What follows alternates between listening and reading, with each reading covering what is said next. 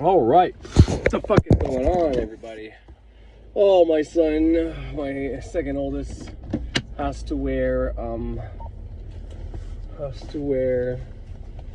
St. Joe's uniform. That's the school name, St. Joe's, St. Joseph, one of the saints that used to be a pagan deity. But anyways, he has to wear a specific uniform at school, and he decided to, or maybe he just didn't do it on purpose, but had a different pair of shorts on. Tried to get away with it, didn't work. So I have to now go to his school and pay him some shorts, which is fine because I didn't record anything all weekend. I think last time I recorded something was either on Friday or Thursday. I believe it was Friday. So 2 days off, and now I'm back at the Monday grind. This is me going to work, you know, recording a video. It's pretty sick, I gotta say. I'm living the life. Whenever you can just record videos and speak about whether it's philosophical, spiritual, truth, whatever. Because that's what you're doing for a living, and you get to stay home, get paid, and maintain your mortgage and your car payments. It's pretty sick. So I wasn't sure what to talk about, hence why I haven't for the last 2 days spoke about anything. I didn't know if I wanted to continue speaking about affirmations. I wanted to actually finally put out my love spell, whatever. I also had the idea of specifically saying how I specifically do specific rituals for money, and then from there alter that to tell you how to do the love spells. And if your goal was not money and it was a mate, someone to share your life with, or whatever the case is, well, I would just switch over my statement of intent, because the ways of doing that will be the same. Obviously that can vary as well. If you're doing love spells, you might want to use different means, obviously different color candles if you do candle magic, you know, things like that. But the technique, for me anyways, I would be the same. I do all my shit the same. Being someone who's bought in programs from Frater Xavier, he's the only spiritual guru I've ever bought programs from. And I only did it recently, and I've had success with manifesting before I bought his programs. But I was somebody who, like most people, watched his mystery school probably, and never bought his programs, and decided to try to figure out how to do his magic without buying the programs. In that same regard, in that same line of thinking, when I started watching his stuff, I knew I wanted to do magic. And then I saw one video I really like, is him arguing with a guy, Michael from Christian MGTOW, or whatever the fuck it's called. Because he's trying to say occult magic that Frater Xavier is doing is evil and of the devil, and releasing demons into your mind through sigil work and Kabbalah. And the Tree of Life is this demonic fucking book, and all this other crap. One of my favorite videos by him. But there's one video, it's a regular video, but it's a regular video, but it's not a mailbag video. But he says right at the beginning, this is a mailbag, but I'm not going to call it a mailbag, because when I do, no one watches it. And I'm going to play this video for you, because among many things, it answers the questions that maybe Thunder Wizard should have had when the day I talked to Thunder Wizard. We had that back and forth, and instead of trying to actually answer my question, he decided to paint the picture that a junkie who needs to go back to a Narcotics Anonymous meeting because I'm having trouble with thoughts, which I never said once in there. The only thing I asked him was simply, do you think it's helpful to add positive affirmations to your ongoing actions that you're taking in coordination? And he flips that, because I'm the one who used drugs as an example to specify what we're talking about. I said, well, for example, use it then, say that I'm strong and I can't use drugs. And then he ends up saying something to the effect of, well, in the 12-step program, you have to admit that you aren't strong, that you have no power. And then not long after that, he says, and if you've been 7 years clean and you're still having thoughts of using, he's like, what the fuck? So I'm not strong enough to repel drugs, but I'm also supposed to be strong enough to not have thoughts about drugs, apparently, according to his logic, which isn't very logical. It's like both extremes. It's like either you're not strong, but in the same sense of you not being strong, you also can't you also won't have the temptation of doing drugs. And it's like, well, no, that's not how it works. Not for me. If either I'm strong and then I don't have the temptation, or either I'm not strong and I have the temptation. It's one or the other. And, you know, maybe it's because I never finished the 12 steps, like I've openly admitted and told everybody that, you know, he was right. I didn't finish the 12-step program. It's not offered in my town anymore. There's a cocaine specific meeting that is running here in town, but not for drugs in general. But besides that meeting, that's the only one that's actually available in my town right now. So I can't if I wanted to, unless I decide to drive to, which I probably could, but I know with COVID and stuff like that, going to Ottawa and back, where there's way more cases, who knows? I'm not saying it's real, I'm just saying what I could use as an excuse to not do it. And once again, I don't want to turn that into excuses. And, you know, Thunder Wizard talks a whole lot about projecting feelings onto people, projecting, when people answer a question, you'll say you're projecting that onto me, or you want me to co-sign your belief systems or whatever shit like that. And, you know, he's not wrong about that, and it tends to happen in reverse. Thunder Wizard tends to do that to other people, and I'll explain that a little bit further. Yeah, so for example, at one point in the conversation with Thunder Wizard, I asked him if he was an addict, and he said, well, see, you're proving to me again that you don't know the 12 steps. Once again, I admitted to that. I don't. I didn't finish the program. I know all the 12 steps, so I can tell you all the 12 steps, but I didn't live them, is what I'm saying. But, so I wouldn't answer that, even if I wanted to. Point is, if Thunder Wizard used to be either addicted to, and I would say alcohol would be the most likely thing I would think he was addicted to, but, you know, I could be inaccurate, but that's what I would go. But I know he talks about his brother being addicted to drugs and shit like that, so it's more likely that Thunder Wizard wasn't an addict, addicted to anything. But once again, I don't fucking know. Could be alcohol, would be my guess, or it would be the experience he has with this is through his family, his brother. One of the reasons why he really comes down hard on anybody who talks about using drugs, period, could be the fact that he knows, saw what his brother happened to his brother, maybe parents as well, who knows, but his brother being addicted to stuff and throwing away his life, the reason why he hates drugs so much and stuff like that, that programs a person, right? So more likely it's either he was addicted to alcohol, which I don't see, but I don't know, I can't know. But I also I believe that maybe he dealt with his brother, trying to get his brother help, trying to get his brother in front of a meeting. Who knows? The way he talks, it almost seems like he has first-hand knowledge. So as well. So once again, I don't fucking know. Couldn't tell you. But what I do know is he's projecting what he knows about that. Either if it's his brother being addicted to drugs, or himself being addicted to alcohol, or maybe a mix between the two of them. He's projecting those feelings and his experiences onto me, and using it instead of answering the question about positive affirmations, along with what your will was. Instead of answering my question saying you could, I mean, in some respects, he may have, because at one point he said he kind of understood using it with, I forget how it worked out, but you know, he just kept going on and on and on. And he said I kept pushing it. I wasn't pushing it. I was trying to agree to him, and I was trying to be nice and say, you know what, you're right. I was, because I said I was one of those people. He was talking about people that alcohol triggers their mind in a specific way that's like an opiate, and I am one of those people. Or I believe I am anyways. I never had my mind split open, my brain split open to look at it to see if I am, but, you know, there's a good chance I am. Same with my father.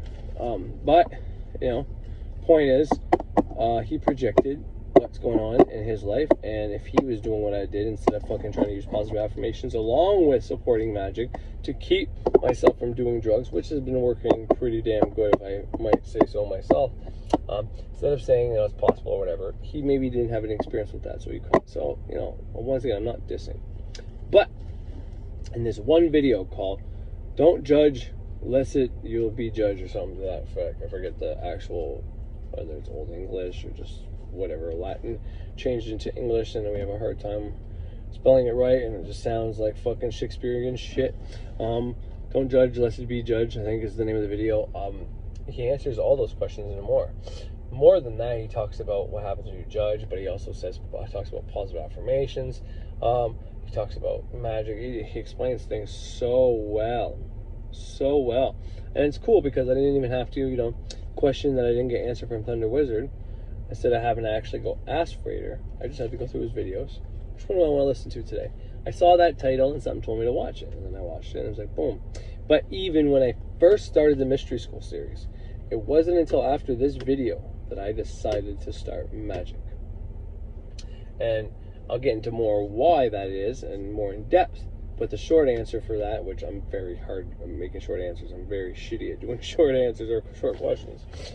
That's the whole Mercury and maybe Pisces, but mostly Moon and Gemini, Moon and Venus and Gemini.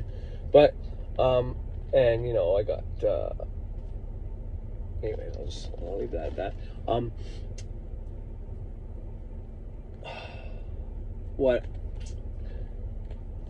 I fucking lost my train of thought. Oh, but when I was listening to the Frederick Xavier Mystery School, and this is a late video, it's towards the end, so, you know, but I binge watched it like most people did. And I got the book, and I started reading the book at this point, but I haven't really started my exercises yet. Didn't really start the neophyte yet, because I wasn't sure. You know, you read the book, it tells you how to do lesser banishing, it tells you how to do the middle pillar, it tells you how to do all these things, and explains it in great detail. But until you actually watch somebody, and there's one thing I hate, is actually watching people do rituals. I don't know what it is. And I have to learn kind of how people did the lesser banishing, but it took me a long time before I looked at my first lesser banishing. I tried doing it myself without seeing anybody do it first. Same with the middle pillar, Kabbalistic cross, making a circle, all that. Like I said in the previous video, I had no idea how to make a fucking circle. I had no idea what they were talking about. And I heard Frater say there's some magical practitioners that'll do stuff. He's like, in hypnosis, or sorry, in meditation, you don't really need a circle. He's like, but he's like, I put one up. I put one up before I go to sleep. Bert says the same thing, because if attacks, spiritual, and other people's shit can affect you more when your subconscious is the one at the surface is wide open. So, but beside the point, like when I didn't know how to make a circle, I literally used an old King Solomon protection circle, and I drew it on a fucking piece of wood, and I put that piece of wood down, and I would stand in there because I didn't know how to make a circle. Obviously now I know how to make a circle, but that's one of the things I was going to talk about. I was just literally going to go through a procedure, how I do all the things I do. And, you know, I don't know if people want to watch that, so I might just wait on that. But I don't like watching people do rituals online. I don't like watching people do fucking, you know, to me it's weird. It's like, you got a camera and you're doing a ritual in front of people. I know it feels weird, and I get it. Sometimes you need to see that. You know, people need to learn how to do these things somehow, and a lot of people don't know. Like, I didn't know. And like I said, I even had to watch it. I don't like it. I'd rather hear someone talk about it and explain it, because I can visualize in my head. I was just speaking, for the most part, pretty good and get a good, you know, whatever. But the point is, it wasn't until I watched this video, the one I'm going to play for you today, I forgot about it, you know. But this video is very, very, covers a wide range of things.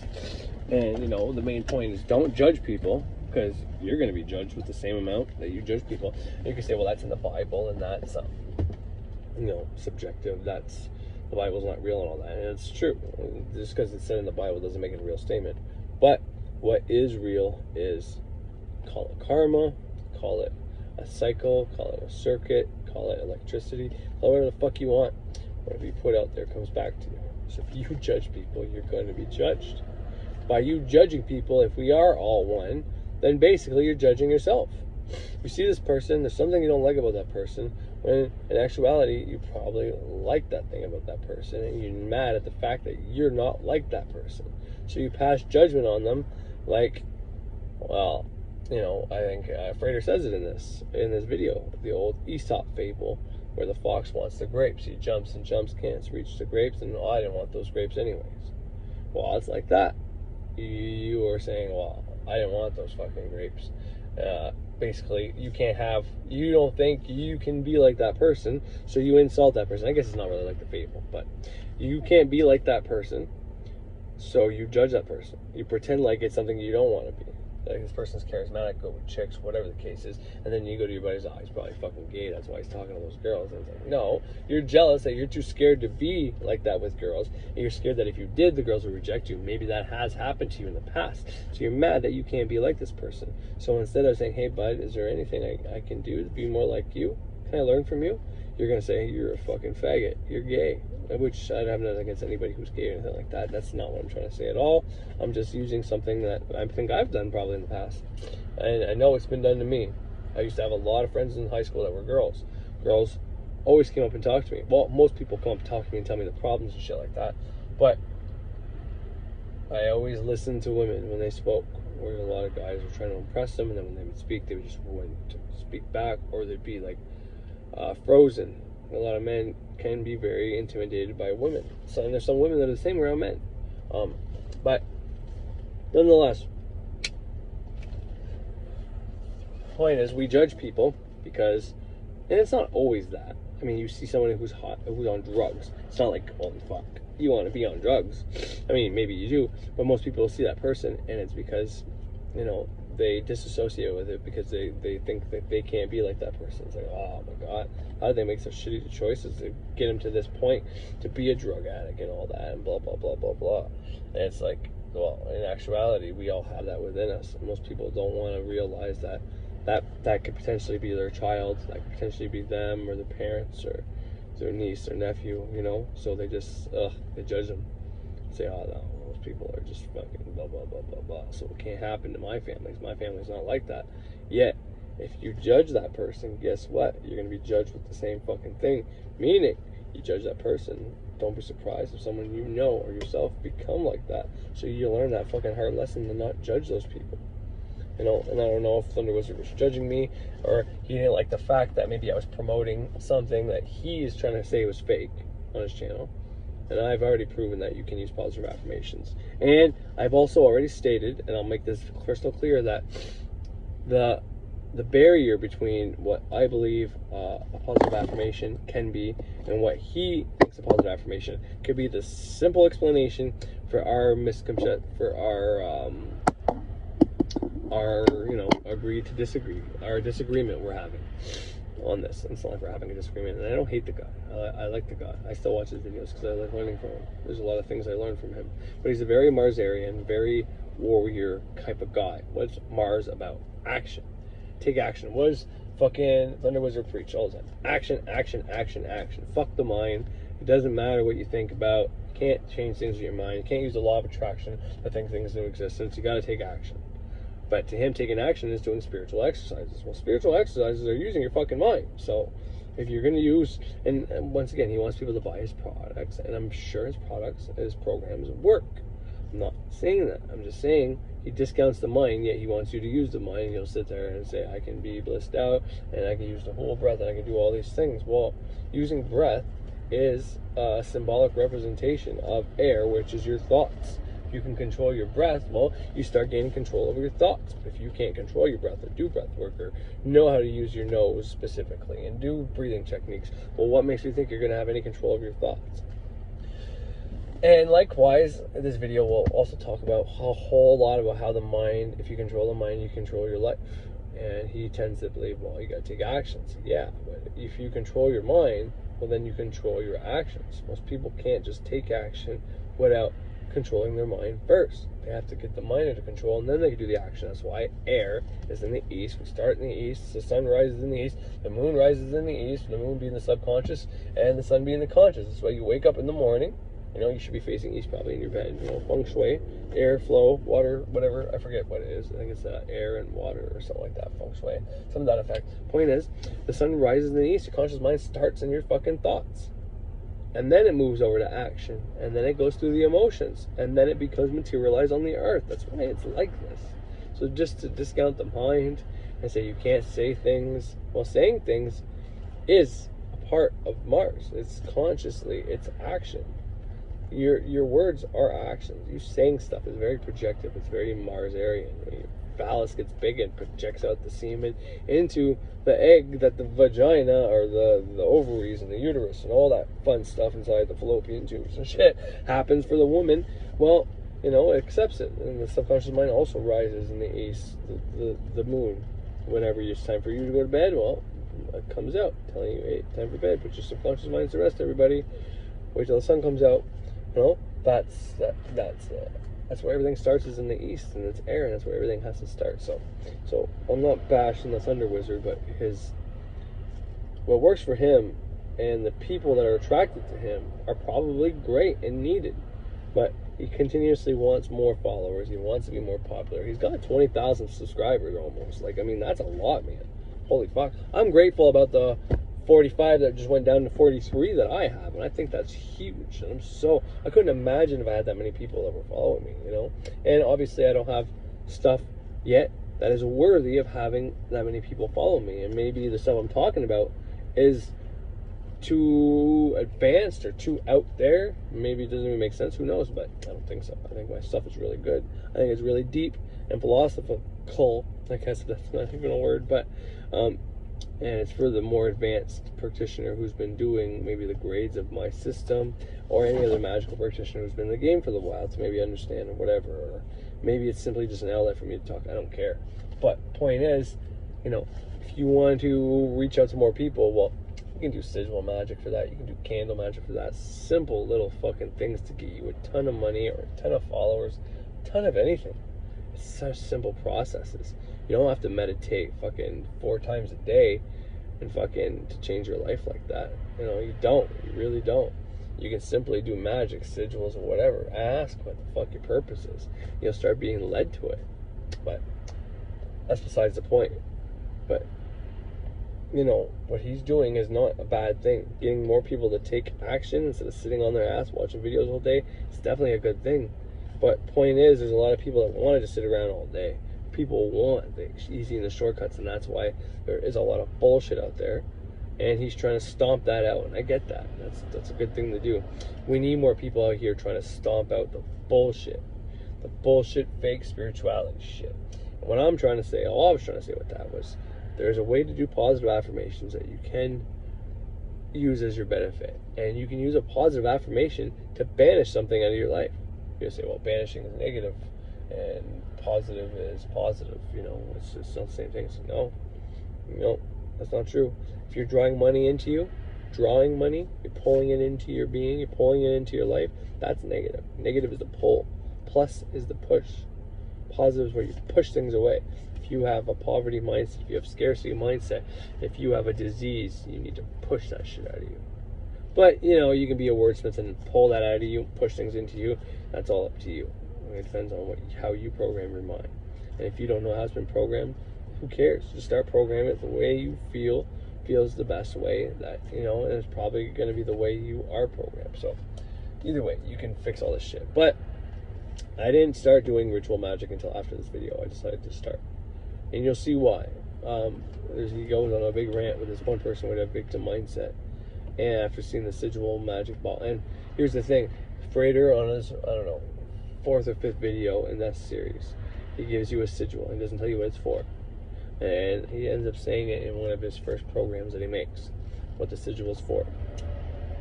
And I looked at that sigil, and I have kids and I have basketballs, and the sigil is to get an orange ball to appear in your yard. Something silly. But this is how you do magic. If you start doing magic and you want proof, well, then you start making sigils for little things that you don't need. So a good example is of an orange ball showing up in your yard. There's a sigil on the Mind and Magic channel. You don't even have to draw it, but you can. And do the I watched his videos a few times in a row. Like when I first watched the mystery school, I watched it until I finished them all. And then I watched it again. Probably watched it about 4 fucking times. Because I was doing the book too, though. After I watched Don't Be Judged Lest It Be Judged video that I'm about to show you, I started doing the magic process. And one of the reasons was that as I got that ball to appear in my yard. And using a law of attraction, writing shit down. Prior to all this, before I got into ceremonial magic, I got 10 grand. I lost my job, but I got 10 grand. Got 10 grand 2 times, I think, before I even started the magic. I don't know if it's 2. I mean, there's like 5 times now I got 10 grand. 2 of them were before I started magic. The other 3 were after, so. And this is why I know there's some truth to the law of attraction and shit like that, depending on where you get your information. And for me, I wrote everything down that I wanted to happen like a fucking story. And I thought that was real, and then I burnt the fucking pages, and then boom. So I did magic, basically, by the law of attraction. And then I had everything I wrote down on that paper that I wanted to come into reality. I recorded it on a recorder, and I would listen to it for as soon as I woke up. I listened to it periodic through the day, and then listened to it at night. I also took Earl Nightingale's information and suggestion of writing down whatever it is the fuck you want because he says the mind will grow whatever you want. It'll grow whatever you don't want or whatever you do want in just as much abundance. It compares it to the earth. You can plant nightshade, a deadly poison, which is actually a real thing, by the way. Or you can plant rosebush or whatever, and the earth doesn't care. It doesn't discriminate. It'll give you just as much nightshade poison as it'll give you roses. And it's only us that says it's bad. But if you have, let's say, rats in your house, and your kids are getting fucking head lice because there's rats around, or whatever the case is, they're eating your food, they're leaving garbage everywhere, they're breeding and they're destroying your house. Well, that poison's gonna come in fucking handy to kill those fucking rats. You say, well, that's not nice. It's like, well, then bring them to a fucking lab where they can kill them and we can learn about them. But people aren't doing that anymore. And we learn a lot from rats, by the way, which is probably a bad thing. And I'm not one for killing animals or animal testing of any kind. I don't like that. But if you breed them for that and you treat them right, and then eventually when they die or whatever, then you do it, well, then it's not such a big deal. That's how we learn about humans. Anyways, I'm off the topic. I don't think killing rats is a good thing. I'm just trying to give you an example of where poison could come in handy. There are ways to use poison. For example, alcohol is poison. But if it wasn't for alcohol, a lot of us would have died a long time ago when the waters got all too muddy and people were going in it and there was viruses and infection and disease in the water and everybody was dying when they were drinking it. And if you didn't drink the water, you would also die. So a rock in a hard place, right? Well, somebody took the alcohol they had and poured it into the water. And it saved society. I learned that in college, by the way, from, I was taking hotel restaurant management and bartending. And I know, weird, right? But something I learned, I think I was either in Africa or Egypt, I can't remember where. And Egypt was actually where beer came from. And beer was before wine, believe it or not. And then most people don't think that's the case. And I didn't. I thought wine was first, but there you are. Beer's a lot older than wine. But anyways, point. What the fuck was the point I was trying to get at with that? That's a weird thing to talk about. What the fuck? God, I hate this going off on that. My eyes are heavy too. I don't even know why. They're closing on me. That's why I wear the shades now. But, yeah, so the mind doesn't discriminate. It'll give you whatever the fuck you want. And this is old information. Earl Nightingale made this in the 1950s, telling everybody how powerful your mind is. And he says you have to take action as well. They go together. But yeah, I took his information and I wrote down also part of my, not the whole thing, because my statement of intent at this point, or the story I wrote down ended up being like 4 pages long, which was great for the recorder because the longer it was, the less times it had the loop. And at this time I couldn't figure out how to get to loop, so I had to keep pressing play. So at night, if I fell asleep, then I would only play once. But then I figured out how to make a loop, and it was awesome. So then it wasn't long after that it manifested. But I did all these things at the same time, so I can't tell you which one is the one that did it. They probably all did it. You know what I mean? All these different symbolic representations going into my mind for what I want. And like I said, I burnt the things up. I walked around with the thing in my pocket. Why do you do stuff like that? How does that make sense? If you got to burn the thing for it to come into your existence, well, what is walking around with it for 30 days going to do? Well, you're putting energy into it every fucking day. Even when you're not thinking about it, your subconscious knows it's there. It's putting more energy into it, creating it on that astral plane. And then once you finally get rid of it or put it away or whatever the case is, then it filters down into your life. The more energy you can put into something, faster it'll come to you.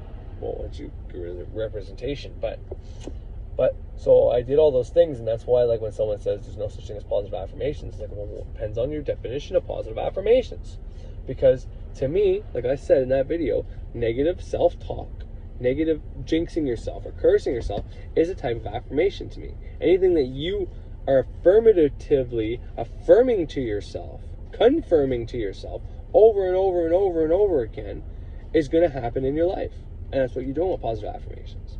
Now, the way some of those sites and people fucking try to teach you how to do it and say the statements they say, like he showed on that channel, and he's bang on about that, is ridiculous. You got to make this shit yourself, and you got to say it over and over, and you got to feel it, and you got to believe it, and you got to put the energy into it to create it out there.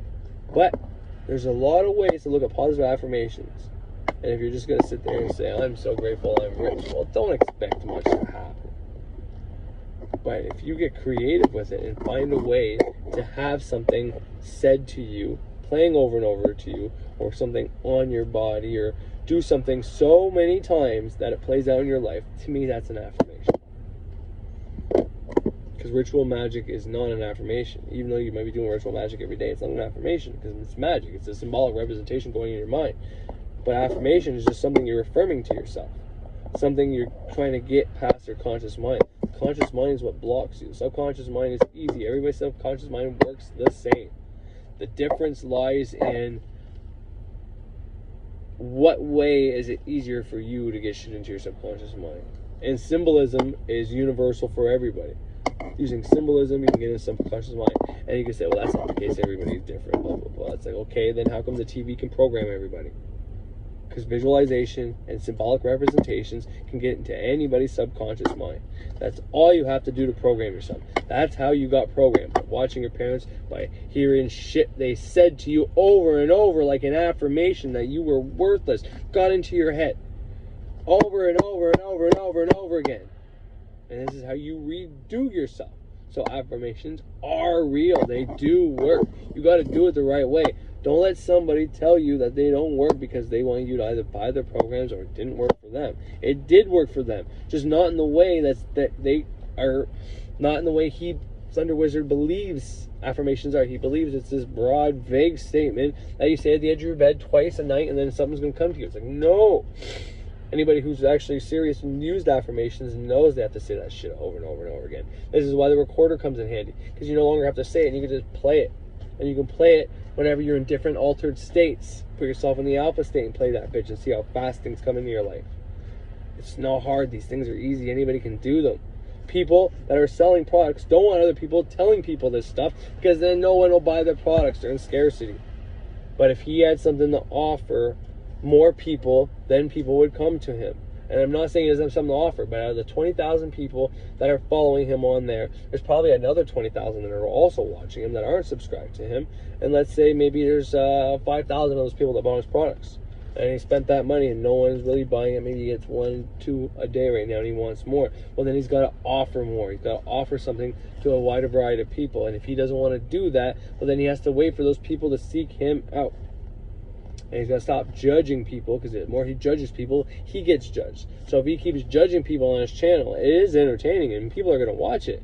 But people are going to also judge him, and no one's going to buy a product from somebody they're judging. Anyways, I'm going to play Fredo's video and then I'll come back on and we'll discuss some more shit about it.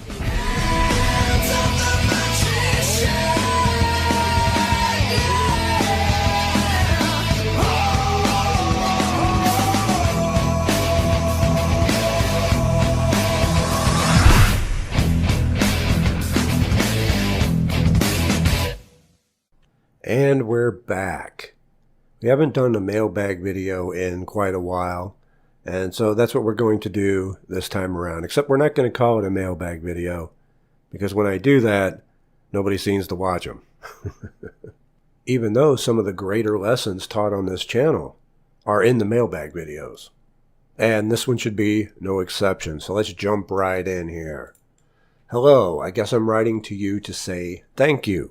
My ex-girlfriend and I discovered your videos last October. I've watched a few, but she's watched a lot. We were going through some rough times, and now things have gotten really bad between us. Legal issues. I'm facing bogus charges from her when she was drunk and got combative. But anyway, I noticed she took a lot of what you said to heart and got less tolerable of me. Oh, snap. She did a cleansing spell and some other things where she told me some dark and creepy things happened after she did it. I'm not sure if it helped or not, or if it just released a lot of dark energy she's been battling since she was a teenager. She's only 20, I'm 26.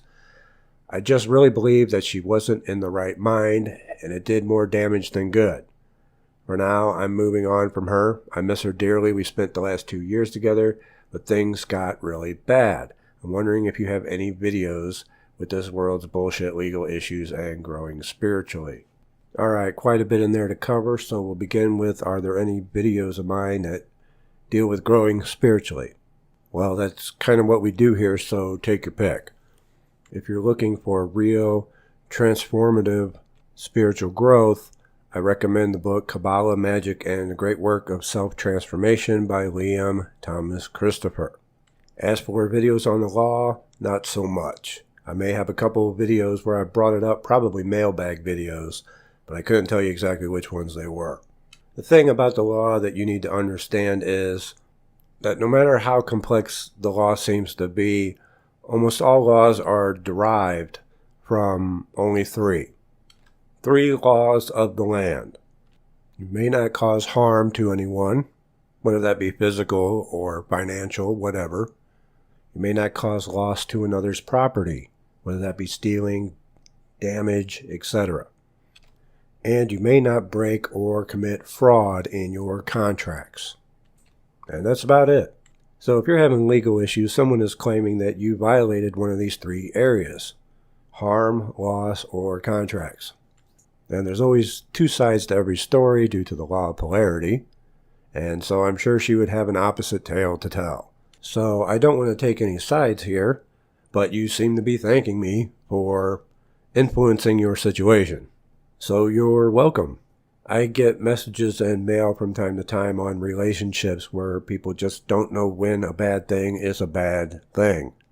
So if things have gotten as bad as you say they've gotten, then it's at least good that you've recognized it as such. Hi, Prater. A few weeks ago, I did the money spell you teach in The Secrets of Wealth. Some days ago, my father added me to his bank account, so now we share the money. It is family money. He also reminded me of a lot of US dollars I have and didn't remember. Here in Argentina, it's a lot of money. I would like to know your opinion about this. The spell worked, but I was expecting new earnings, not old savings or sharings. Are those old savings clutter? Thank you, great channel. Well, clutter isn't exactly the word that I would use for it, but yes, unused funds. This is actually very common, so there's no real need to be concerned about it. You did some spell work, you asked the universe for money, and the universe was like, hey, you have some money that you've forgotten about right here. What about this right here? I mean, it just happened to me. I had just gotten some money back from the state treasury that was unclaimed money just sitting there that I didn't know they had. My girlfriend was online looking up to see if she had any money unclaimed that the state was holding, and ended up finding some under my name, which I have no idea what it was from, where they got it, but it was unclaimed, unused money that I didn't know I had. So it happens. It's quite common. Just keep doing what you're doing, and new money will come. I have a question for you, Frater. In one of your early videos, you mentioned, in passing, the necessity of spending 10 months in each grade. I'm wondering if you can elaborate on this any further and why, in your opinion, 6 months is not enough. I'm interested in the debate about how much time to spend in each grade, and have come across a variety of conflicting opinions. Thank you. Your videos have been extremely helpful. And thank you for watching. All I can say is that there is no magic number. Some people are going to progress faster than others. I say 10 months because that's about what it took me in each grade. I was not ready in 6. You will know when you are ready to progress to the next grade, if you are honest with yourself. What you don't want to do is jump into the next grade every 6 months when you're not truly ready for it. You don't want to be rigid in that way. I feel that 10 months is a good average of time for each grade. But some may progress in 8, some may progress in 6, some may take 12 months to complete a grade.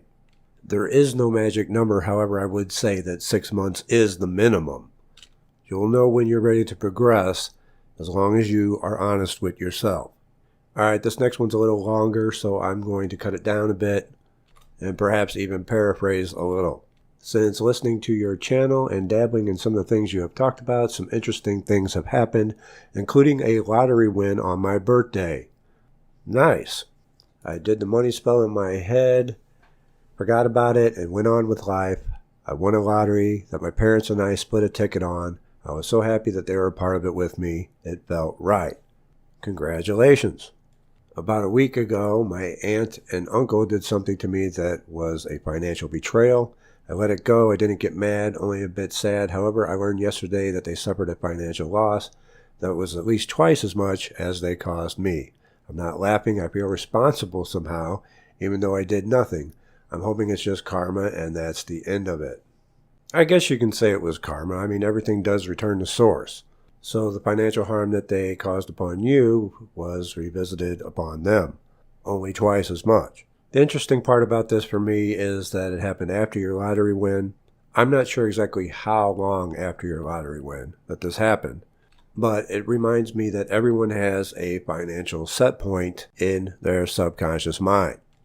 Now, if you earn more or get a sudden windfall above that set point, the subconscious mind will create ways to bring it back down to your actual set point.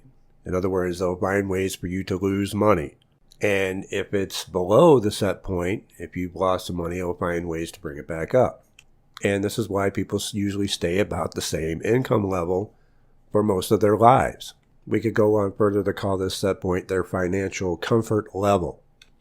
Now, in the Secrets of Wealth program, I show how to raise your set point so that you earn more money and have more money coming in, so that your subconscious will find ways to bring money to you. This subconscious financial set point is going to be one of the key factors in determining how much money that you make. It's why people will do money spells, and they'll get the money, but it still won't improve their overall yearly or long-term income. They haven't moved their set point, so they're stuck with just doing little money spell after money spell after money spell for short-term or small gains instead of long-term and big lasting gains. It's something that I teach in the Secrets of Wealth program, and it's something that everyone should learn if they want to improve their financial situation. But this person goes on to say that she believes her 17-year-old daughter is doing drugs. She denies it. She don't believe her because she's seeing her change before her eyes. But she doesn't know what to do. She's afraid to do magic, and she's afraid for her daughter and is asking for my advice, which my advice is going to be do magic, even though you are afraid to do so. I also understand that you're afraid for your daughter. There's a lot of bad drugs going around out there. One of my nephews just died about a month and a half ago when I had pneumonia of a heroin overdose. He lived over half a state away, and I had no idea he was having problems. A lot of kids aren't making exactly the brightest decisions these days. But understand also that being afraid and fear isn't going to help anything, because what you think about, you bring about.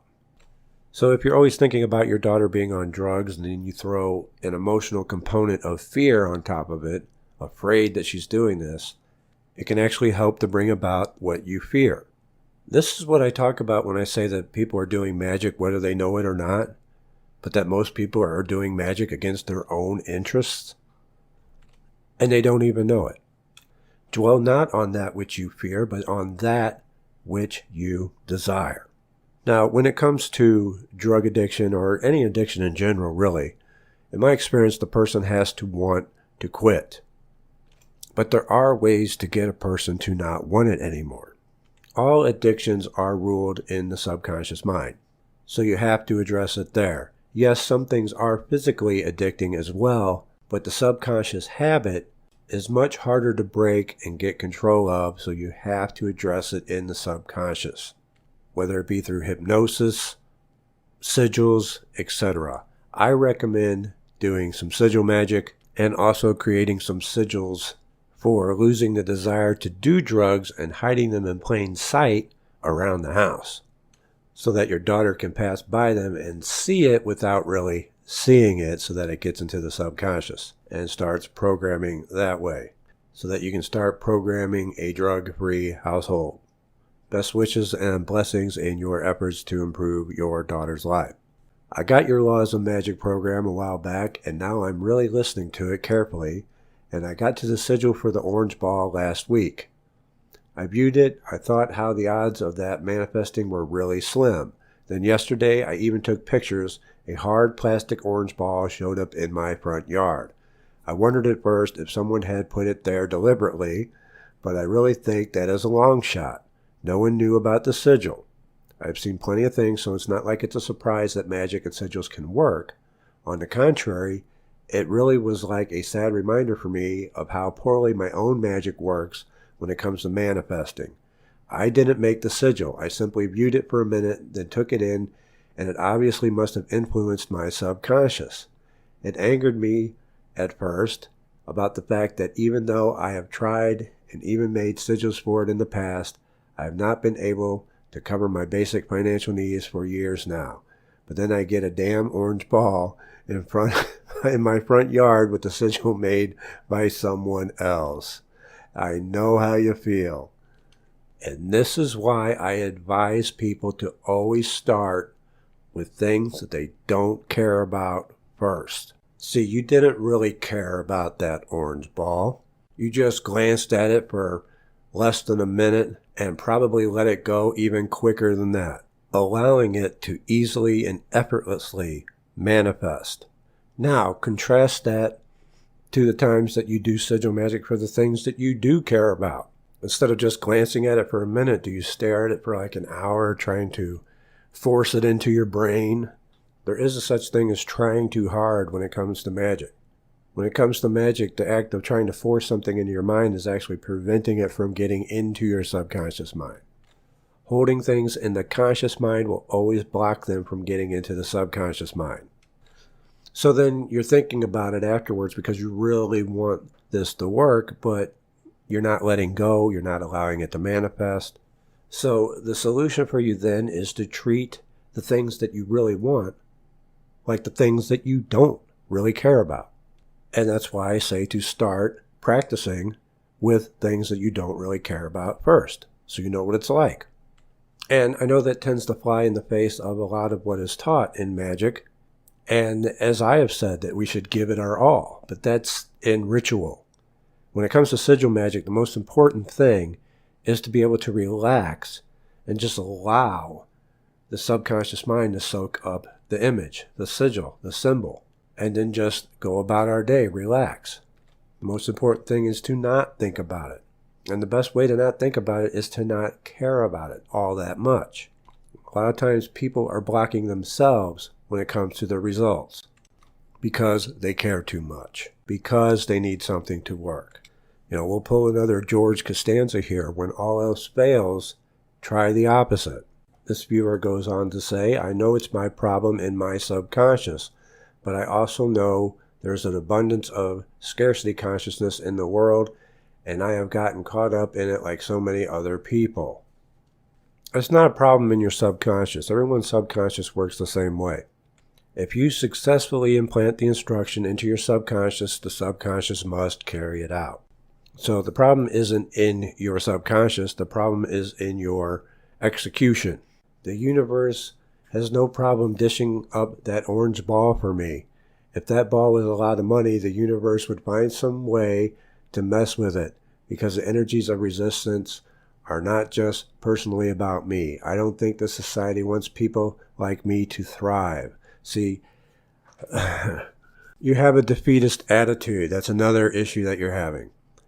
I have had money here and there. I'm not homeless. Right now, I always get fed, but I never thrive economically. Look at all these statements that he's making. My bosses have mostly been selfish narcissists, actually. That's going to have to do with your astrological chart and what house they fall into. One of the reasons that I began working for myself instead of just a 9 to 5 is because bosses in my chart fall into my house of enemies. And so I would always have bosses seemingly out to get me. And from my perspective, for no reason. But, that's just how it is. It falls in that chart. The bosses are going to be a problem, and they're just not going to like you. He continues, I don't think like most of these selfish people. I just want to have enough money to enjoy life. The things that are valued in our society are often trashing the environment. The people who are valued are often blatantly terrible.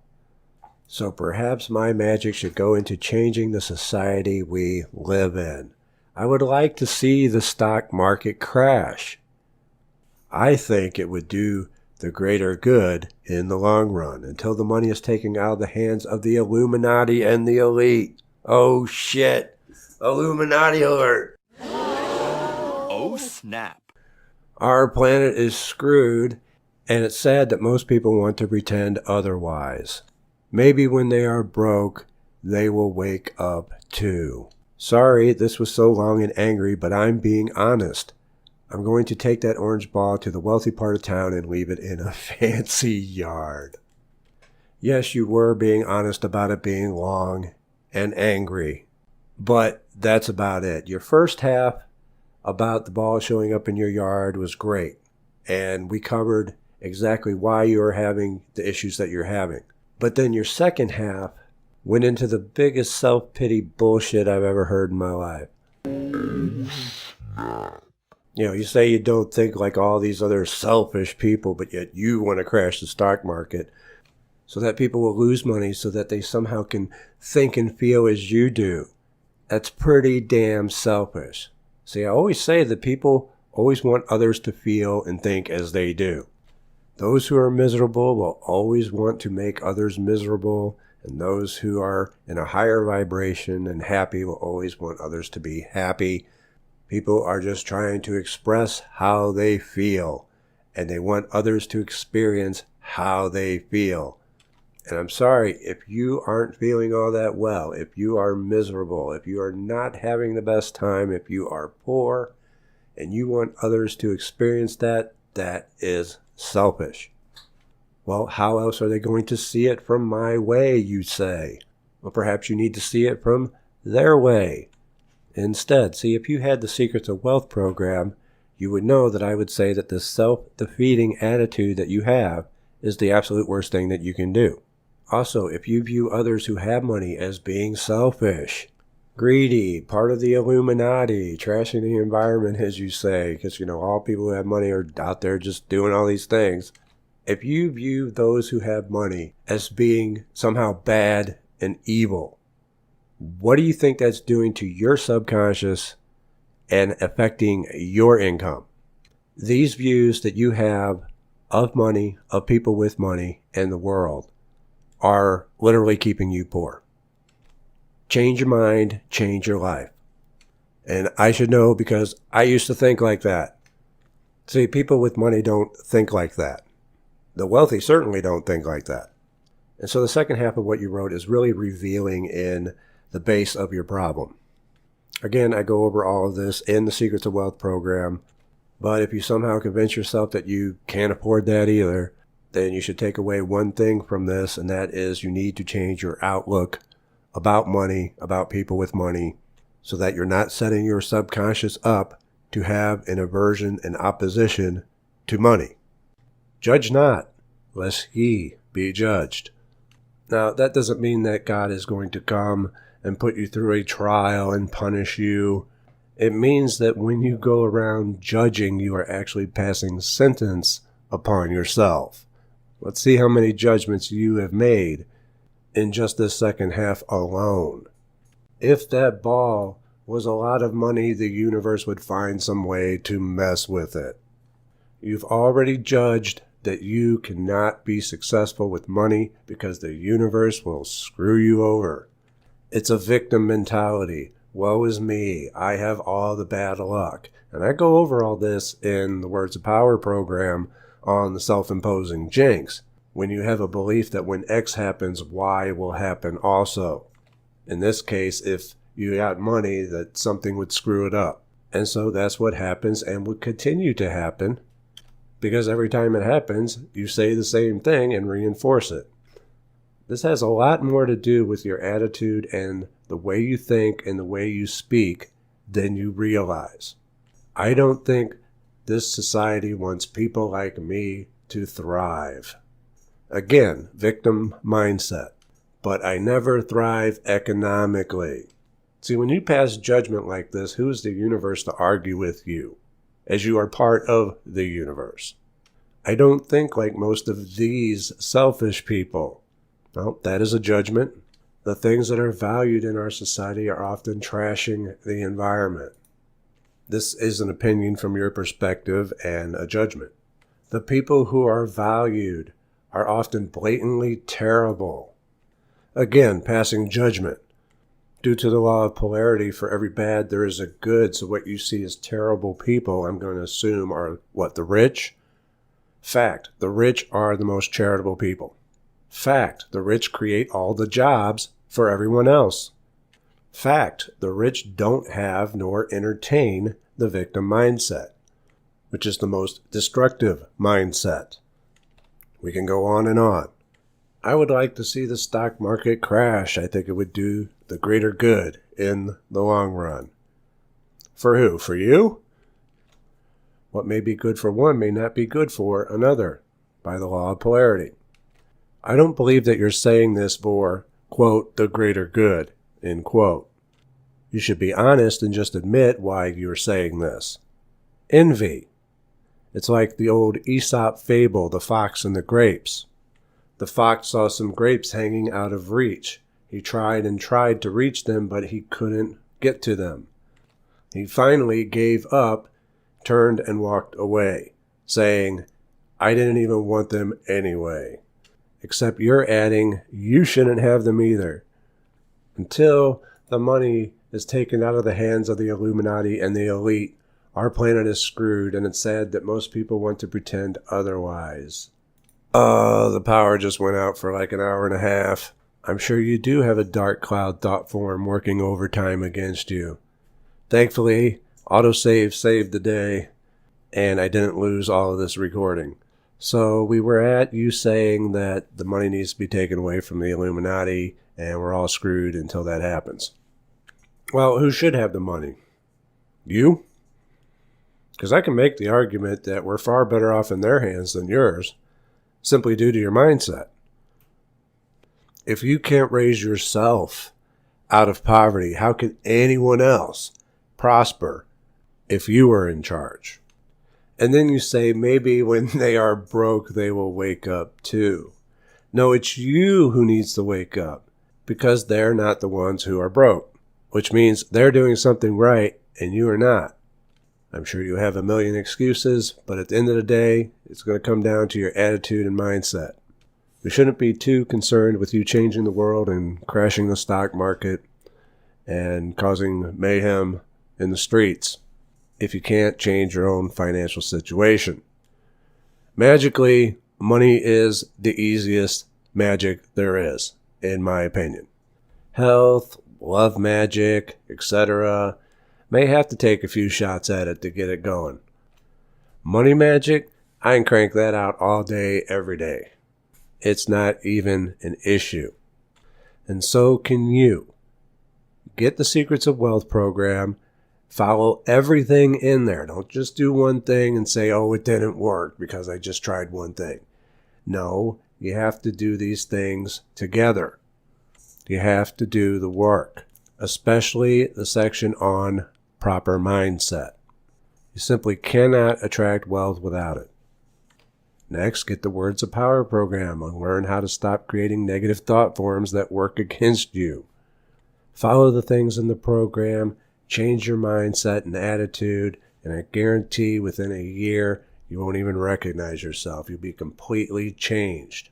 The only thing you'll be mad about then is that you didn't change your mindset sooner. I hope this makes sense to you and that you can finally begin to prosper. That's all the time we have for today, so until next time, take care. If you enjoyed this video, here's another Mystery School lesson you may have missed. Remember to hit the like button and subscribe for more weekly content to help expand your knowledge. Thanks for all the love and support, and I'll see you next time. Take care.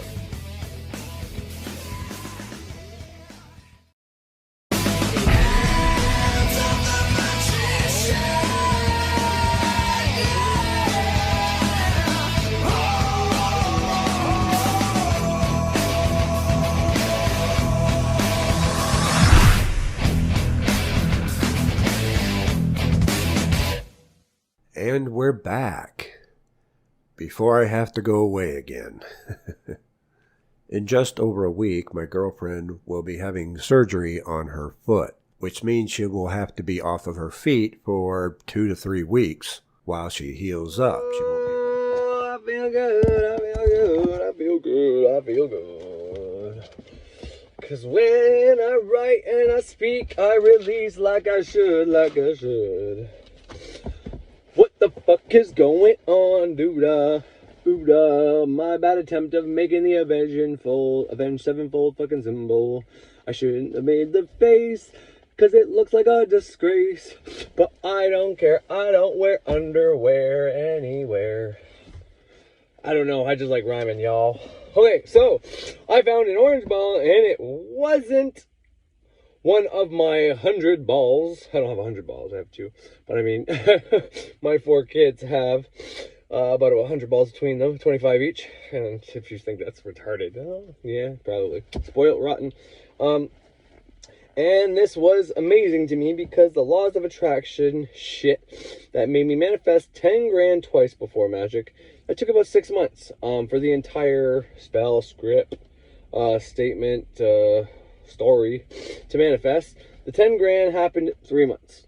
I got fired. I got 10 grand as, you know, when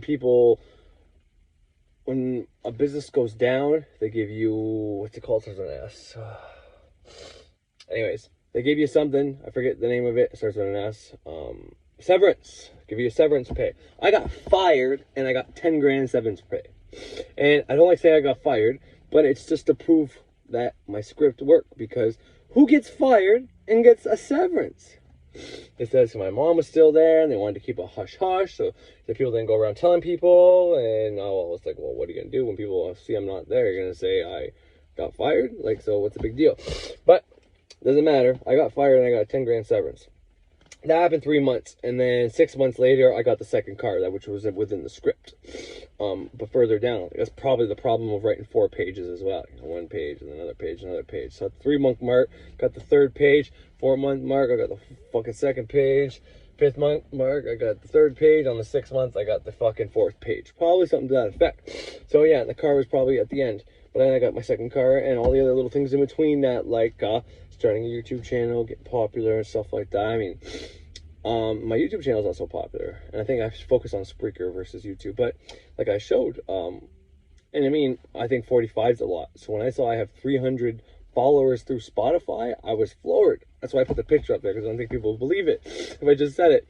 Because that's like, you know, if 45 or 43, sorry, is what I have right now, well, that's like 45 times 2 is 90. 90 goes into 350 or however many I have. I forget what it was. But it's like 5 times the amount of people that I'm subscribed to be on YouTube. And that's just like radio, you know, my podcast. So, and, you know, and that's the thing. And on Spreaker, I think I have 6 followers. So, you know, the 45 on YouTube I thought was the biggest place. And then like Apple Podcasts and Google, a lot of those are like combined with iTunes and all that. And I think it's something like 10 or whatever. And on Tumblr, I think I got like 18. Instagram is different. It's my wife doesn't have anything, and she's got like 200 people following her on there, versus I'm trying to promote ceremonial witchcraft. Well, I used to be. I don't put anything on there anymore. It's tied to my Facebook. My Facebook's tied to my name. Once again, I'm not ashamed of what I do, but I don't want what I do to be like, oh my god, my mom saw your dad's Facebook, Savannah, and your dad's like a Satan worshiper, and he plays with demons and fucks with girl demonic spirits and stuff, she said. Like, that's weird. I can't be your friend anymore. So that's why I keep that shit separate. Not that that will ever happen, as I banish that from happening, and I accept that my private and my ceremonial witchcraft and the ceremonial witch persona will be separate from my daughter's reality. I will the harmful motive be. And you can say the shit that I just do like that is whacked out. Like, I mean, that shit doesn't work. But once again, I can give you a spell. I got this from Frederick Xavier, okay? And it's one of his paid programs. It's one of the many things he gives you, and I think it's the Secrets of Wealth program. And he says he doesn't know if this works, and he says most of these things he got from somebody else, so I'll give you one, but I won't give you much. And I mean, 7 eggs, 7-day ritual. You got to go to a 4-corner, a fucking crossroad, and not like the crossroads where like it's the fucking fuck, it's called, I got to turn on the car. Not the crossroads where it's the train tracks, but a crossroad where there's 4 corners. And every night you have to go and you got to take an egg and you got to shoot it at the curb, and then you looking back, and you hit the one part of the 4-corner curve, and then you hit another part, another part. And you got to do that every night for 7 nights in a row. On Bluetooth and all that. You got to hit a different part of the 4 corners every night. And if you have to, because you can't remember where you hit with the egg, say the egg's gone or whatever, your city's really good at cleaning up the streets, well, and you can't like see a different part. Because I mean, technically there's 8 parts of this, right? Curb like this, curb like this, curb like this, and curb like this, right? So you can hit this part and then this part. So you can technically do it all at once. You can do it all the same one, or you can go to separate ones and make sure you hit, but I would say just do 2. But, I'd rather hit the same 4. I hit the same 4 corners 7 times, except for that 1/8 part that I didn't hit. And shit works. And I think the logic behind it is folk magic, but the logic behind it is there's a type of spirit that chills there at the 4 corners. And I can get into the fact that crossroads are where, kind of like the train tracks, why the train tracks are crossroads tied to Hecate and spirits and the between worlds and stuff like that. Because there's a lot of people that go by in trains. There's a lot of people going by the 4 corners. There's a lot of minds there repetitively throughout the day thinking about God knows what.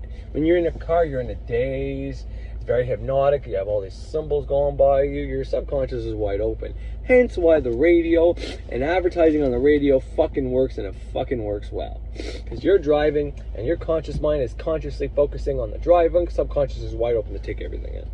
But anyway, so I can get into all that, but I won't. But apparently there's a spirit that follows you home. And this spirit, because of the offerings you gave it, you bought this pack of eggs for $2.99 or whatever it is. More expensive the eggs, probably the better, but go cheap. Because you don't know if it's going to work. It worked for me. But anyways, and that's something I'll talk about too. But they follow you home, and then, because of the 7 eggs you gave them as a sacrifice, they hook you up with money. And you can say, well, that's retarded. That's the stupidest thing I ever heard. But here's the thing.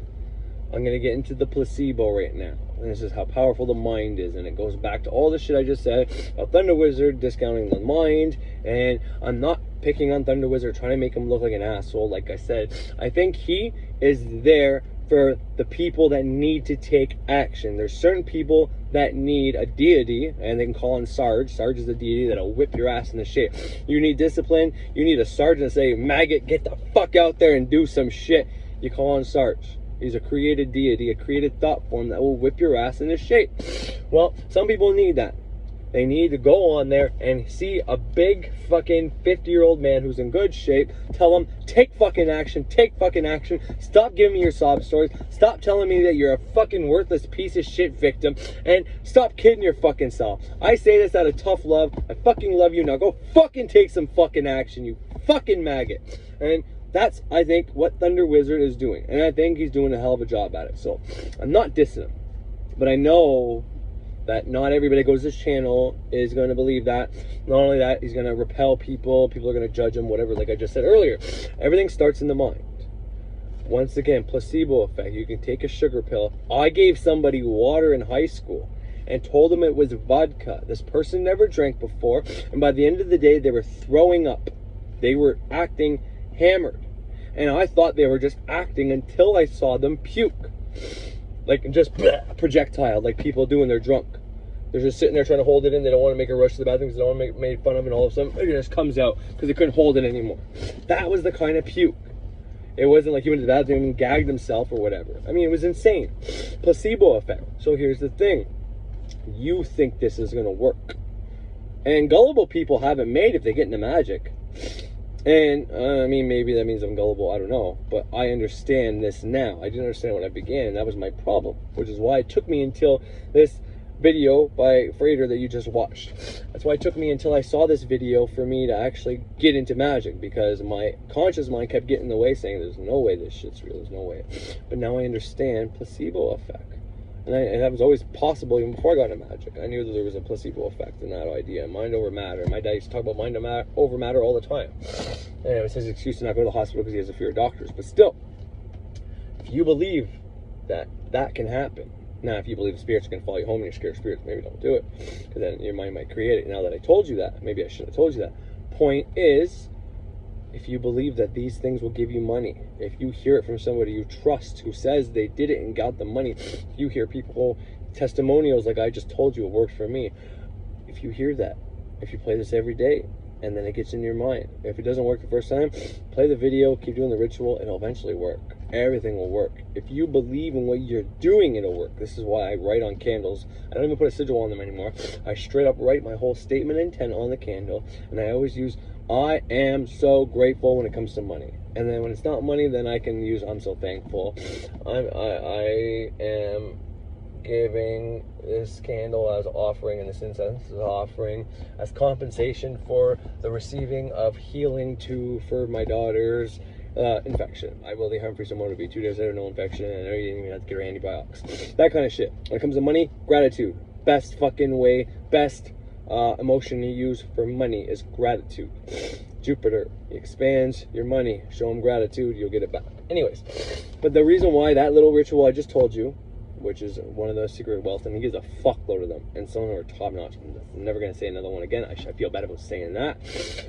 But I bought the product, and he says it in the product that these things are somewhere else he learned, so it is as it is. But point is, if you believe this things can work, it can work. And straight up, in the simplest way I can state it, people say magic is the art of conforming your will to do what you want, is and I expanded on that and said, well, magic is when people are deliberately putting their thought and adding action and adding emotion to manifest what they want, or use those same processes to banish stuff out of their life and reprogram their mind and all that. Because everybody is performing and creating the reality, but only some people believe you can do it on purpose, and that to me is what magic is. But right now, here's another definition of what this is, and the simplest version of it is using some type of form of symbolic or finding the right language to speak to the part of your mind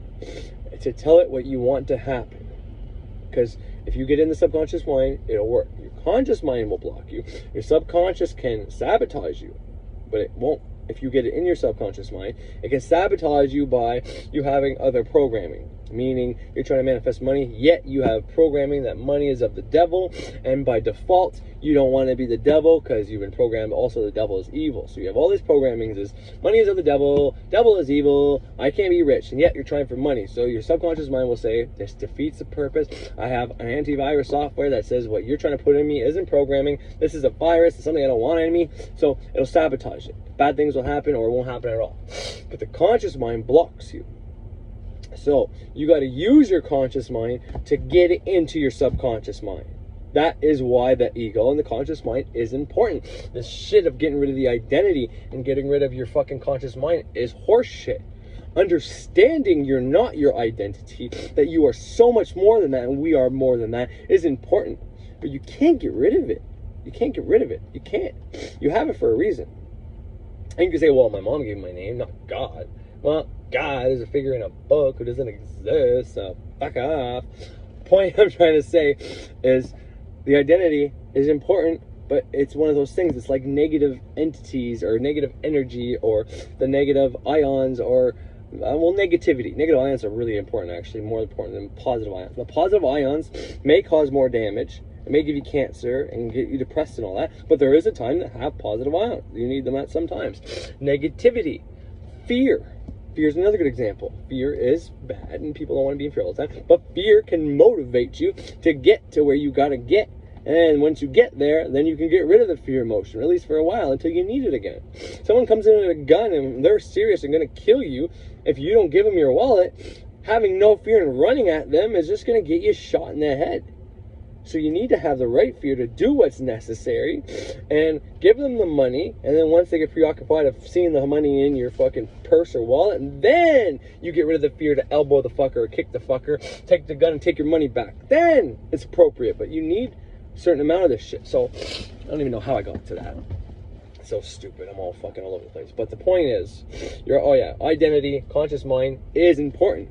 You need it to protect your subconscious mind, so shit doesn't go into your subconscious mind that you don't want to happen, which is why you start the ceremonial magic neophyte from Kabbalah, the Great Work of Self-Transformation.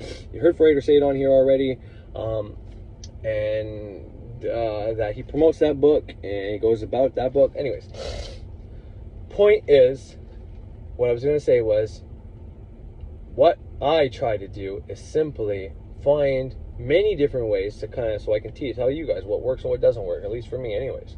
But all the different ways that you can put in the suggestion or speak to the part of your mind that is creating your reality. Because if you have bad habits that you want to banish, well, you need to know how to do that. So all you need to find out is the best way to talk to the part of your mind that can banish that disease, that addiction, that weird growth, that problem with intimacy, or the problem committing to a relationship. You want to be able to banish those things.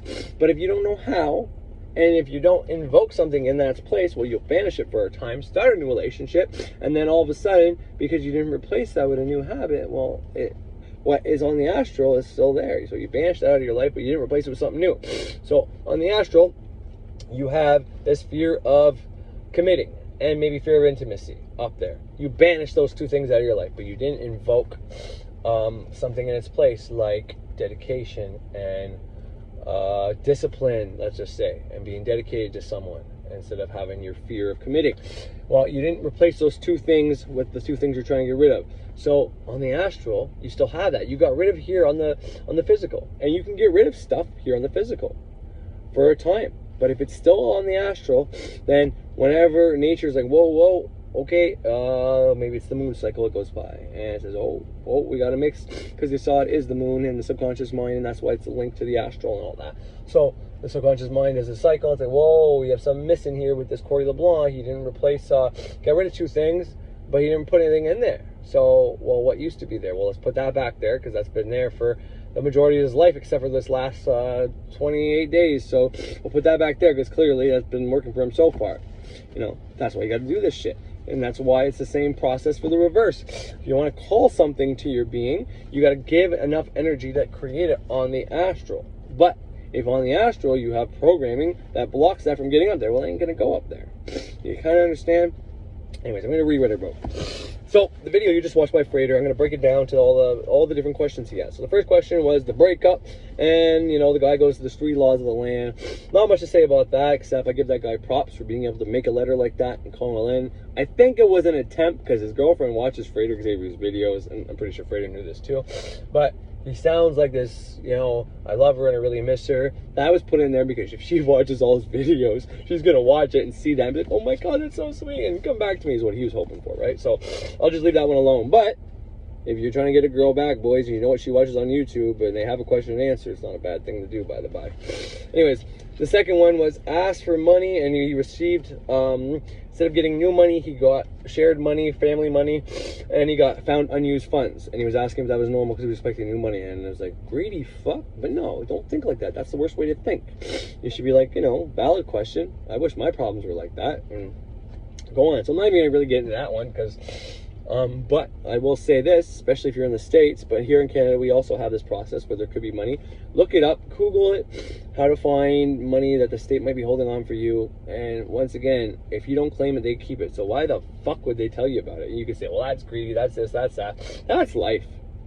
Here's the thing. If they call someone up and they say, hey, we got money here for you, just got to prove that you're this person, that person is going to drop whatever they're doing and find a way to identify as the person they just named. Okay, understand that. Even to the point where they might go to the person who's given the money and say, hey, I'll give you half if you just pretend I'm that person. And it's money. So it's just easier for them to keep it and have information out there for you to look this stuff up. So just do your research, look it up. You might have money in your name. You might have did a money candle before this, and on the path of least resistance telling you, hey, if you look this up, you might find that money. And you might be like that guy you were just thinking was a greedy prick. And then you're like, fuck, I won't think of him as a greedy prick. And then you heard this, and now you're going to find the money. So great, I'm happy for you. And I'm not sniffling because I'm doing dope again. Thunder Wizard was right. I'm fucking off the wagon. Fucking dickhead. His mind created it. No, that's not what happened. I only breathe through my nose. Obviously, when I'm talking, I breathe through my mouth. But it's only exhaling only. And that's why I always sniffle up. And it sounds like I'm a crackhead. Sorry, not crackhead. They smoke crack. They don't snort crack. They snort coke. But I have a little bit of a runny nose. It's cold here today. I got shorts on, but that's why I have the car on. It's heating. I think we're like at 4 degrees here in Canada. And you know, it's going to be at 0 and below 0 starting in November. And it's basically going to be, as of December, we're probably going to be -10. That's when we start putting our summer tires, from -10 and lower all the way till probably the last week of March. So anybody who says it doesn't get cold enough for whatever, I know Thunder Wizard's newest video is talking about that shit, and I don't know. I don't know. He said something about it has to be cold enough for a long period of time. And even though you got a few cold days, doesn't mean shit. Well, we get it -10, and we're at -10 to -10 from at least the beginning of December right through to sometimes the first couple of weeks of April, and we get snow in May sometimes. But steady -20 at least from the end of December to the end of February. That's like 3 months. So, you know, I'm not saying global warming is not a thing. It's one of those things that there's too much conflicting information, and that's the point. They want to polarize you in one direction or another. So I just choose to not fucking bother with it, because whether we're dying or killing the environment or not, I know my world is fine. I know Gaia is going to be okay. I know this planet's going to outlast me. We're only here for a lifetime, and every lifetime they've been worrying about killing the earth, yet we've had how many lifetimes here? So I'm going with the data of everybody says we're slowly killing the earth, we gotta do something, and everybody tries to do something, everybody's been doing a little something. So, you know, it's just gonna keep going, and people can keep saying doomsdays and we're fucking it up and it's too late, but, you know, we're still here. So anyways, how many months in each grade was the next question after that. And from the book that he promoted in the first question, the breakup guy wanted to know spiritual advice. He said, you really want to get spiritual? He says it's kind of what you do here, pick your pick. But then he promoted the guy he learned his stuff from, which is one of the reasons I really like Frederick Xavier. Instead of promoting himself, he still will promotes himself a lot in this too. He tells the one guy at the end to get this program. But above all, for someone who wants spiritual knowledge, he promotes the book. And like I said with Ralph Smart, the one time in there, someone saw my answer and said, hey, you got knowledge, whatever, blah, blah, blah, blah, blah. Would you want to help me out, or how can you help me? I'm really perplexed with manifestation. And I didn't promote myself. I promoted this book. I promoted Frederick Xavier. I promoted Ralph because it was on his channel, out of respect as well. I mean, how can I not? And I like Ralph. And then I said, after all that, if you still have questions, you can reach me anytime and you can check out my videos. So, how many in each grade? And if you're not doing the neophyte, well, you should be. And if you haven't got this book yet, well, you should have. So that's as much as I'm going to go on that. And I'm not going to bother discussing how much time in each grade. I've already went over that. And my point is not to go over Frederick Xavier's videos like I need to, because these things are self-explanatory and he does a hell of a job. But I get ideas from these questions, and I want to go over that. So anyways, the lottery win spell. The person said, I did a spell in my head and I got a lottery win. But then her aunt and uncle did a financial betrayal. But then the aunt and uncle, after betraying the person, they suffered a loss greater than the one that the aunt and uncle cost the person who got the lottery win. So aunt and uncle are jealous because this person won the lottery with their mom and dad. Okay, and they fucking fucked them over, saying, well, she just won the lottery, so, you know, we don't have to pay you this time. And then aunt and uncle suffer a double loss, because don't judge. Who are you? Just because you have an obligation and someone wins the lottery, you think you don't have to pay them? No, you're just jealous and butthurt that you didn't win the lottery. And the reason you didn't win the lottery is because you didn't deserve to win it yet, as far as I'm concerned. But then he gets into something super important about your set money point. It's a huge concept, and I have the secrets of wealth, and I did what he talks about in this shit. So I'm actually going to replay this part right now so you guys can hear it, so you know exactly what I'm talking about, and then I'll keep going. But super, uber important, this money set point. Because you can do, if you ever your programming to get money, that's great. You're going to get money spell after money spell, and it's going to work. But let's say you do the 10 grand like I did. Well, the first time I got 10 grand, that shit was cut in half. Bam! I only had 5 grand of extra money. Second time, same thing. It was a little bit more, but it was like 6 grand. But very close to 5 grand. It's like, holy fuck. And then after the magic thing, the next times, I can't tell you exactly, but we kept more of it each time. It kind of expanded because, I don't know. But I've moved my money set point now, and me and my wife get money all the time, and we've never gotten big lump sums, like more than 10 grand, but we keep it all now. So like we'll have things throughout the month that'll add up to about 15 grand. And I mean, yeah, we paid on bills and shit like that because we believe in getting ahead. But the thing is, we're not having these automatic expenses like the one time, because the roof had to be done. And then the fire happened and we had to do all this electrical work. And then we had to get the insurance redone, so we had to do eavesdrops and shit on the house. You know what I mean? Things that pop up. We're choosing to spend it on our bills versus being forced lose that money. But anyways, I want to play this part for you, and I'll play another part as well after this for the longer question. But I think this is important for everybody trying to do financial magic. So listen to this, and yeah, I'll be back in a second. Your channel and dabbling in some of the things you have talked about, some interesting things have happened, including a lottery win on my birthday. Nice. I did the money spell in my head, forgot about it, and went on with life. I won a lottery that my parents and I split a ticket on. I was so happy that they were a part of it with me. It felt right. Congratulations. About a week ago, my aunt and uncle did something to me that was a financial betrayal. I let it go. I didn't get mad, only a bit sad. However, I learned yesterday that they suffered a financial loss that was at least twice as much as they caused me. I'm not laughing. I feel responsible somehow, even though I did nothing. I'm hoping it's just karma, and that's the end of it. I guess you can say it was karma. I mean, everything does return to source. So the financial harm that they caused upon you was revisited upon them, only twice as much. The interesting part about this for me is that it happened after your lottery win. I'm not sure exactly how long after your lottery win that this happened, but it reminds me that everyone has a financial set point in their subconscious mind. Now, if you earn more or get a sudden windfall above that set point, the subconscious mind will create ways to bring it back down to your actual set point. In other words, they'll find ways for you to lose money. And if it's below the set point, if you've lost some money, it'll find ways to bring it back up. And this is why people usually stay about the same income level for most of their lives. We could go on further to call this set point their financial comfort level. Now, in the Secrets of Wealth program, I show how to raise your set point so that you earn more money and have more money coming in, so that your subconscious will find ways to bring money to you. This subconscious financial set point is going to be one of the key factors in determining how much money that you make. It's why people will do money spells, and they'll get the money, but it still won't improve their overall yearly or long-term income. They haven't moved their set point, so they're stuck with just doing little money spell after money spell after money spell for short-term or small gains instead of long-term and big lasting gains. It's something that I teach in the Secrets of Wealth program, and it's something that everyone should learn if they want to improve their financial situation. But this person goes on to say that she believes her 17-year-old daughter. Alright, so in a moment I'm going to play the other half of that shit. But I'm glad you got to hear what I just wanted you to hear. So lottery, money spell, and head, uncle, but oh yeah, so the set point.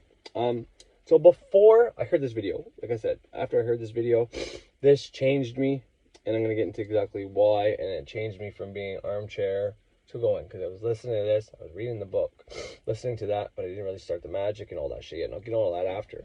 But once I started going and I heard this video again after I started magic, I still couldn't buy his program. Like I said, even for Thunder Wizard, I wanted to get a reading from Thunder Wizard done, but it's like $400 for a fucking reading from him. And like I can do my own work, but I'm not an astrologer, and I really wanted to see what he could do.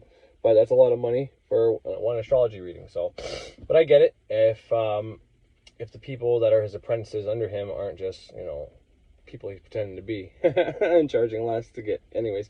But he's trying to get people to get his apprentices to work, so he charges his for $400, but you can get it from somebody who learned from me, so same deal, and it's cheaper. So I get all that, and that's actually a very nice thing to do for somebody who taught. So I like that and respect that. But the concept is for me is that like I said, 7 years clean, so wife controls finances. In case I ever want to fuck up, I can't unless I steal a card from her or something like that. And just the fact of stealing from my wife bugs me. Having to go through a purse and grab a fucking card that's too much. I can't cross that line. I have in the past, but I don't anymore. I got more discipline than that after doing so many candles fight. And the same thing. So I didn't know how to change my set point. I had no idea what his technique would be. But just like I'm talking about how to do love spells and shit like that, I've never done a love spell, but I know how to get suggestions into my subconscious mind. I have proof of that. It happens all the time for me. I can easily write stuff on a candle and get it done. I can speak things in, but I can use banish, reject, deny to reject specific thoughts, or a thought I don't even have. I'll just take the statement, say it out loud, that I reject that from happening in my reality and accept the opposite. So I did that. That's how I changed my set point before I got his program. And then once I started making money, because my financial set point was changed, because I started manifesting, because I watched all these videos telling me, I reprogrammed my mind through YouTube videos, I think, first and foremost. The YouTube videos taught me how to do sigil magic. They taught me how to do ritual magic. So did the book. So all these things taught me how to do the ritual magic that will reprogram my mind. At the same time as I'm doing these things, I'm watching videos that tell me this is how you do it. I'm watching it every day in and day out, over and over again. So my actions are being supported by the thoughts I'm having and the visualizations I'm putting in my head via the YouTube videos, and it's just a repeating cycle. And now I'm at the point that it doesn't matter. Whatever I write on a candle happens.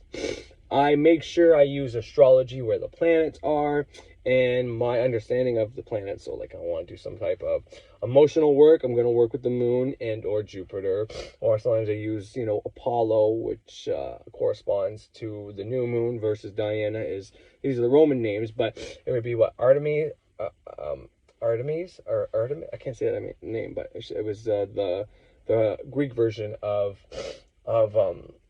Diana, you know what I mean? I use, like I said before, if I use Saturn, I'm putting Saturn on there. I'm putting Anshar, the Mesopotamian name. I'm putting Satan, the fucking Roman Catholic name. I'm going to put Kronos on there, the Greek name. And I consider Saturn... anyways, I won't tell you the Norse name I use just in case. But point is, I put all the deities that refer to the planet I'm using. So I'm going to hit the deities, I'm going to hit the planetary energy, I'm going to hit all the same ones that correspond with the same one. Point is, though, to that point, no different. I said, okay, well, I get symbolic representations in my mind. I watched this video enough. I watched it over and over again up until I did the spells. And then while I was doing the spell, because there was a certain point in my life where I was doing a spell, like I said, programming my mind. So if I was getting rid of programming and then putting new programming during the banishing part of the moon, I was banishing the old programming, writing the same thing on the candle for the first 14 days. And the special way I do it, not the way people just think, from the full moon to zero moon is when you banish stuff out of your life, and then from the new moon to the full moon is when you invoke stuff in your life. And I say no. I use when the moon is darkest, so the 7 days before the new moon and the 7 days after the new moon is when it's time to banish, because your moon is your energy meter. So that when you have more dark of a moon, even if it's the day before, it's half and half full and half not full, okay? On that day, you can do equal magic. On that, I had a whole video about this. On the day that the moon is half and half on both sides is when you can banish and invoke at the same time, evenly, because your power is at 50% for banishing, 50% for invoking, because that is your subconscious mind. So whenever you go through the moon, so if you're trying to banish stuff when the moon is full, you can do it. You got to word it properly. But if you're not worried about that and all that, then don't. Then just banish when the moon is zero, with more dark, and invoke when the moon is more light, because that's your power meter. Let's say this thing is a video game, it's the Matrix, whatever, all that bullshit. Well, that's your power meter. So when the moon is mostly dark, you use black magic, which isn't evil. It's just banishing things out of your life. And when the moon is full, more light, then you bring things into your life. So my 14-day cycle is the 7 days before the new moon and the 7 days after the new moon. And the 7 days before the full moon is when I start invoking, and the 7 days after full moon. Because to me, it makes the most sense, and that's when there's the most light there. Yes, when the moon hits full and it's slowly starting to lose its life, but just because you just turned 50 and you're now 51 doesn't mean you're starting to die, for God's sakes. You still have more life. You have more life at 51 than you are at 91. But at 91, you're closer to death than you are at 51, right? So point is, that's kind of my point, right? And I guess from zero, you're growing. From 0 to 50, you're growing. But when you're a baby, when you're first a baby, you don't have your conscious faculties. So you're closer to that dead spot than anything, and you're more fragile. Babies and older people are more fragile, are they not? So that's what I kind of mean. That's like your banishing time when you're more fragile. You want to banish all the stuff out of your life. When you're 90, you want to get rid of as much disease as you can, and when you're a baby, you want to get as much disease as you can. But then after you're a baby to, a certain time, well, you want to invoke as much as you can because you have the immune system. Anyways, I think you got what I'm saying.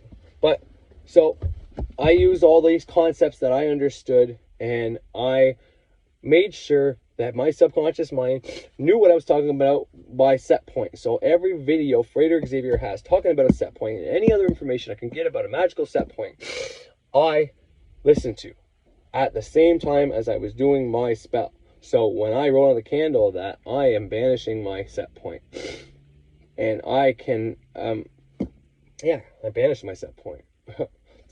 I forget what I invoked. This is a long time ago, but I can check my notes. And that's one thing I wanted to talk about too, is people may think they're not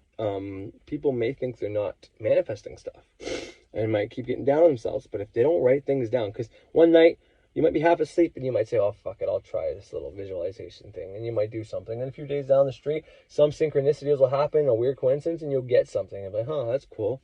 Fuck, I wish it would have been something I asked for. And it's like, fuck, if you would have wrote it down, you would have known you did ask for that. And you would have the proof, and then you can work off of that proof, keep getting more proof. So, but yeah, I'll check what I invoked instead of there. But I'm pretty sure it was something to the effect that I can have an infinite amount of money coming to me without any outside, I'm going off the top of my head here, but that's normally how I do this anyways. Any outside circumstances taking from my gross, I don't know, something to that effect. But anyways, point is, I did my own little spell thing and it worked. But because of it, this is information I still got from Frater, and you know, I've been paying him attention and energy this whole time through his channel, but I felt the need, because since I feel like he helped me the most out of all my gurus, even the book, but I wouldn't have got that book if it wasn't for him as well.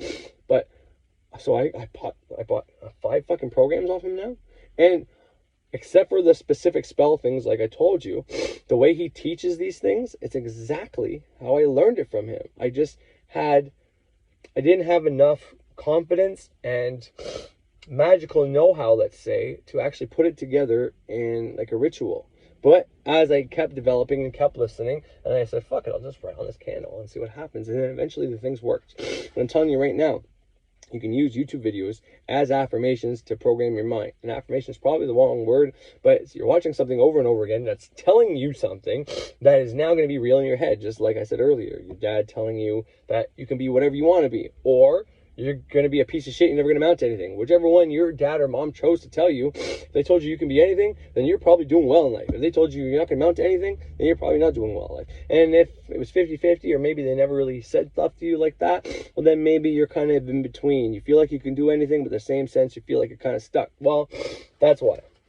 Anyways, now I'm going to play another part about drugs. And the reason why this part's important is because of my question to Thunder Wizard that day about using positive affirmations in coordination with, and I didn't say doing a magical ritual or doing any kind of magical stuff, but being that a positive affirmation is technically, quote unquote, a new age magical thing, I assumed he would have thought it was going along with it. My name is Ceremonial Witchcraft after all, for ceremonial magic and witchcraft. So that just kind of implies that I'm into magic. So if I say, if I'm doing, and I mean, that's just me, I think I would put this together and use my, what does he say all the time? Anyways, just using intelligence and fucking, common sense. Someone named Ceremonial Witchcraft says, I use positive affirmations in like positive self-talk in accordance with the action I'm taking with my will. I would assume that he meant doing something ritual, but he just flipped the script on me. But anyways, that's why this next clip, you already heard it, but I'm going to play it again, just a small part, just so you hear exactly what I'm trying to get at, and then we'll keep it loud. Money spell after money spell after money spell for short-term or small gains instead of long-term and big lasting gains. It's something that I teach in the Secrets of Wealth program, and it's something that everyone should learn if they want to improve their financial situation.